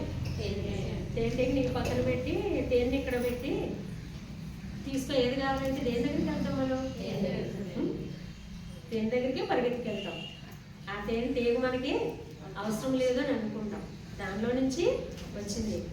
ప్రయాసపడి ప్రతి చెట్టు దగ్గరికి వెళ్ళి, ప్రతి పువ్వు దగ్గరికి వెళ్ళి దాని మకరందాన్నంతా తీసుకుని మరలా తీసుకొచ్చి ఒక అల్లికగా అల్లి కదా. ఎలా ఉంటుందో నిజంగా. నా డిజైన్ కానీ ఆ వర్క్ కానీ ఏ మనిషినే చేయగలరాదు, చేయగలరాది. ఎంత జ్ఞానమో, ఎంత జ్ఞానమో, ఎంత చురుకో. అసలు అంత చిన్న చిన్న తేనెటీగలో దాని నోటి నుంచి అంతా ఆ మకరందాన్ని అదంతటిని కూడా ఆ పుల్లో నుంచి అదంతా సేకరించి మొత్తం ఆ చేను కొట్టి ఎంత పెద్దగా ఉంటుంది అంతా కూడా తేనె నింపడం కదా. ఎంత ప్రయాసపడుతుంది అది, కష్టమో కదా. ఒక్క సెకండ్లో మనం ఏం చేస్తాం? ఆ తేనెటీగ ప్రయాసం అంతా ఒక్క సెకండ్లో ఏం చేస్తారంట? చిన్న క్లాత్లో లేకపోతే ఏదో ఒక పొగ పెట్టేసి వాటిలన్నీ కూడా వెళ్ళగొట్టి మనం ఏం చేస్తాం దాన్ని తీసుకొచ్చి అనుభవిస్తూ ఉంటాం. సరే అది మానవుల కొరకు దేవుడే సిద్ధపరిచాడు కాబట్టి వాటి విషయంలో నేను తప్పు పట్టలేదు. కానీ తేనెటీగగా మరి ఆమె పేరు అర్థం బహుశా నేను అనుకుంటాను తేనెటీగ జోలికి ఎవరు వెళ్ళరు. ఎందుకంటే అంత షార్ప్గా అంత ముళ్ళు ఒక్కసారి దిగిందంటే దాన్ని నొప్పి తట్టుకోలేము, భరించలేము. అంత బాధ. ఈ దెబోరా శత్రువుల విషయంలో శత్రువులు దెబోరా పేరు చెప్పగానే అంత ధైర్యం చెడిపోయినంత అంత సాహసం కలిగినటువంటి స్త్రీ, అంత చురుకైనటువంటి స్త్రీ చెప్తుంది బారాకు గురించి, నువ్వు వెళ్ళు, నేను రాను కానీ నువ్వు వెళ్ళు అని చెప్తుంది. మనిషి అందుకేనేమో ఆమెకున్న ధైర్య సాహసాలు ఎరిగి ఆమె దేవుని మీద ఆధారపడిన విధానాన్ని బారాకు చూశాడు కాబట్టి నువ్వు వస్తేనే కానీ నేను వెళ్ళను, 10,000 మందితో పాటు నువ్వు కూడా నువ్వు రాని అని నేను వెళ్ళను అన్నప్పుడు నీ ప్రయాణానికి ఏం కలగదు, ఘనత రాదు. నా చేతికి అప్పగించాడు అని అనుకుంటారు కదా. అంటే బారాకు ఒప్పుకోలేదు. ఆమె కూడా వెళ్ళిందా లేదా? వెళ్ళిన తర్వాత జరిగిన సందర్భం మనం చూద్దాం. 11 వచ్చింది, డైరెక్ట్గా చదివేయండి. ఆ తర్వాత మళ్ళీ 14 వచ్చింది చదవమ్మా.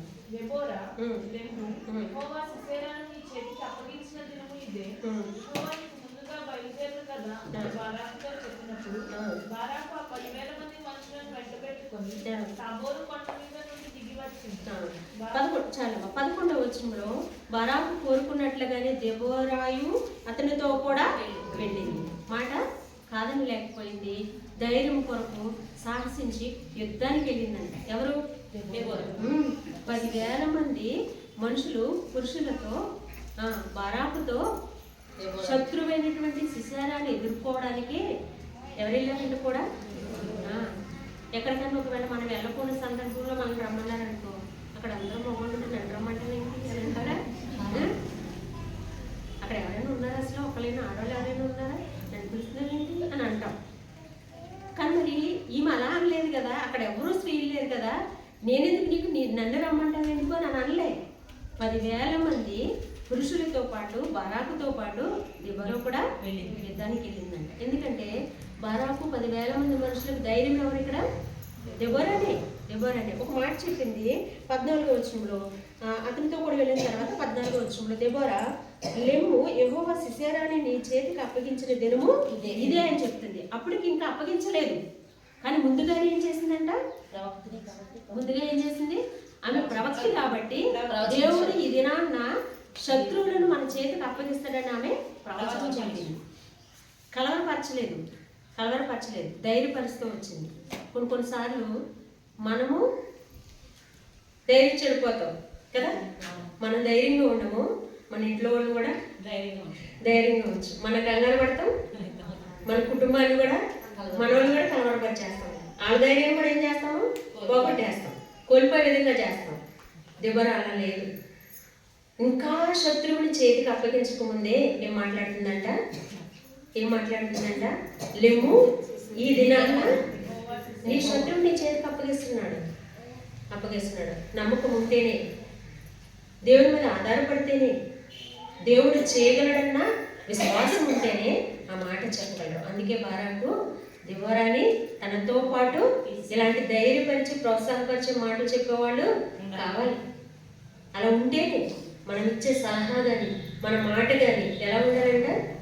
మన కుటుంబమే కానీ మన దగ్గర సలహాలను అడగడానికి వచ్చేవాడు ఎవరైనా కానీ వాళ్ళని ధైర్యపరిచే విధంగా మాట్లాడాలి తప్ప వాళ్ళ ఉన్న ధైర్యం కూడా పోగొట్టే విధంగా మాట్లాడకూడదు.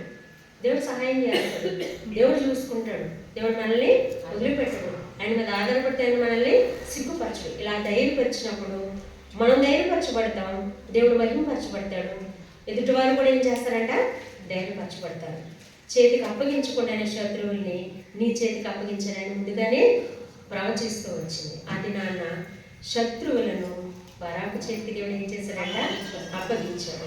యాయేలు ద్వారా ఆ సిసెరాని తన యొక్క సైన్యాన్ని కలవరపరిచాడు దేవుడు.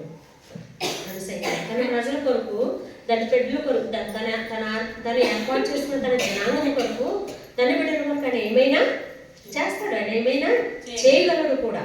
కాబట్టి ఆ దినాన్న వారు ఏమి అంత ప్రయాసపడవలసిన అవసరము లేదు. 10,000 మంది వెళ్ళారు, కానీ మరి సిసేరాని చంపింది ఎవరు చెప్పండి? 10,000 మంది యుద్ధానికి వెళ్ళారు, బారాకు వెళ్ళారు, చంపింది ఎవరు? యాయేలు చంపింది.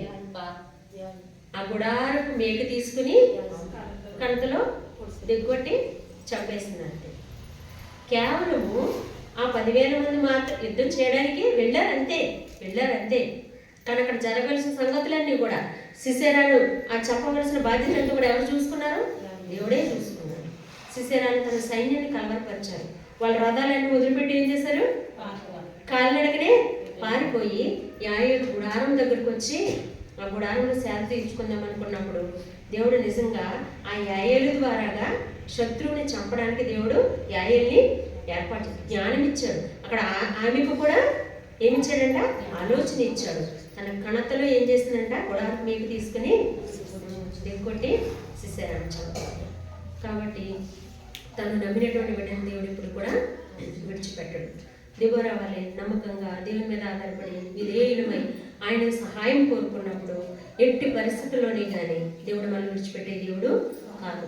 తన ప్రజలకు న్యాయం తీర్చే విషయంలోనూ, ఆలోచన చెప్పే విషయంలోనూ, ధైర్యపరిచే విషయంలోనూ, అన్ని విషయాల్లో కూడా ఏం చేసిందంటే ఆమె చాలా సాహసము కలిగినటువంటి స్త్రీగా ఉంది. తన ఇశ్రాయేలు ప్రజలకు ధైర్యం చెప్పినట్లుగా దేవుని వాక్యంలో రాయబడుతూ వచ్చింది. ఇంకొక మాట చెప్పుకొని ముగించేద్దాం. చూడండి 4వ అధ్యాయము ఆఖరిగా మనం చూస్తాం. చూడండి 4వ అధ్యాయము న్యాయాధిపతుల గ్రంథము 4వ అధ్యాయము 19-20 వచనాలు.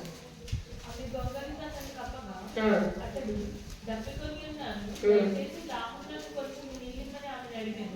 ఆమె ఒక పాలబుడ్డి విప్పి అతనికి దాహం ఇచ్చి అతని కప్పుచుండగా అతడు గుడారపు ద్వారమున నిలిచి ఉండును. ఎవడే కానీ లోపలికి వచ్చి ఇక్కడ ఎవడైనా ఉన్నాడా అని నీకు అడిగిన ఎడల నీవు ఎవడూ లేడని చెప్పవలని అని పిమ్మట హెబెరు భార్య అయిన యాయేలు గుడారపు మేకు తీసుకొని చేత పట్టుకొని అతని వద్దకు మెల్లగా వచ్చి అతనికి అలసటి చేత గాఢత కలిగి ఉండగా నేలకు దిగినట్లు ఆ మేకును అతని కనతలలో దిగబట్టగా అతను చచ్చింది. చాలండి, అతడు చచ్చేను. కాబట్టి ఆ దినాన ఆ సమయంలో యాయేలు తన గుడారానికి పరిగెత్తుకొచ్చాడు. ఏమడిగాడంట? దాహం ఏమని అడిగాడంట. బహుశా ఏమనుకుని ఉంటాడంటే ఈవిడే మనకు సంబంధించిన ఆవిడే అనుకున్నాడేమో. బహుశా అలసిపోయి వచ్చాడు కదా, కలవరంలో ఉన్నాడు కదా. ఆ గుడారం ద్వారా అంటున్నాడు, ఎవరైనా వస్తే ఏం చెప్పమన్నాడంట? ఎవరైనా లోపలికి వచ్చారని అడిగితే ఎవరు రాలేదని చెప్పని చెప్పి హెబెరు భార్యని యాయేలు గుడారం ఆమెతో చెప్పినప్పుడు ఆమె ఏం చేసిందంట? ఏమంటే హెబెరు భార్యని యాయేలు గుడారపు మేకు తీసుకుని సుత్తి చేత పట్టుకుని అతని ఎద్దకు మెల్లగా వచ్చి అతనికి అలసట చేత గాఢ నిద్ర కలిగి ఉండగా నేలకు దిగినట్లు ఆ మేకును అతని కణతలలో దిగగొట్టగా అతడు ఏం చేశాడంట? చచ్చిపోయాడు కదా. కణత అంటే ప్లేస్ ఏంటి చెప్పండి, పెద్దలు కూడా ఉన్నారు కదా. కణతలంటే ఇది, ఈ ప్లేస్ ఇది కదా. ఇంక ఇక్కడ నుంచి లోపలికి దిగుడితే ఇంకేముంటుంది? బ్రతకడా మనిషి? బ్రతకడా లేదు కదా. ఆ సమయంలో యాయేలుకు కూడా ఆలోచన ఇచ్చింది ఎవరు? ఒకవేళ అక్కడ ఏమన్నా మామూలుగా కొట్టి చెప్పాలని అంటే యాయేలు 2 దెబ్బలు కొట్టేసరికి సిసేరా ఏం చేస్తాడు? తన బలంతో యాయేలుని చంపుతాడేమో. కానీ ఆ సమయంలో కూడా దేవుడు ఆమెకి ఏమి ఇచ్చాడంట? జ్ఞానం ఇచ్చి, ఆలోచన ఇచ్చి దేవుని ప్రజల మీద ఏం చేశాడంట? శత్రువునికి విజయం ఇవ్వకుండా శత్రువు ఓడిపోయే విధంగా దేవుడు చేశాడు. దేవుడు అన్యాయస్తుడు కాదు. ఎంత భయపడ్డారు, ఎంత మొరపెట్టారు, ఎంత దుఃఖపడ్డారు ఇశ్రాయేలు ప్రజలు. అది నన్ను అంతగా సంతోషపడుతూ వచ్చారు. మన జీవితాల్లో కూడా దేవుడు ప్రస్తుతం మన పరిస్థితుల్లో ఒకవేళ దుఃఖకరంగా, వేదనంగా, కలవరంగా, ఏం చేయాలో అర్థం కాకోకుండా, ఆలోచన లేకోకుండా, ఒంటరితనంలో, దుఃఖంలో, వేదనలో, కన్నింటితో ఏం చేయాలో అర్థం కాని పరిస్థితుల్లో ఉంటే ఎప్పుడూ కూడా అలాగే ఉండిపోం. దేవుడు ఆలోచన ఇస్తాడు. దేవుడు ఆధారపడినట్లుగా దేవుడి మీద ఆధారపడినప్పుడు, అన్ని బాధ్యతల విషయాల్లో మనం నమ్మకంగా ఉన్నప్పుడు దేవుని మెండైన దేవుని మనం కూడా పొందుకుంటాం. దేవుడిని ఎంతగా దేవుడు కనపరిచాడు, మనల్ని కూడా మన జీవితంలో దేవుడు అంతా గమనికి తీసుకొస్తాడు.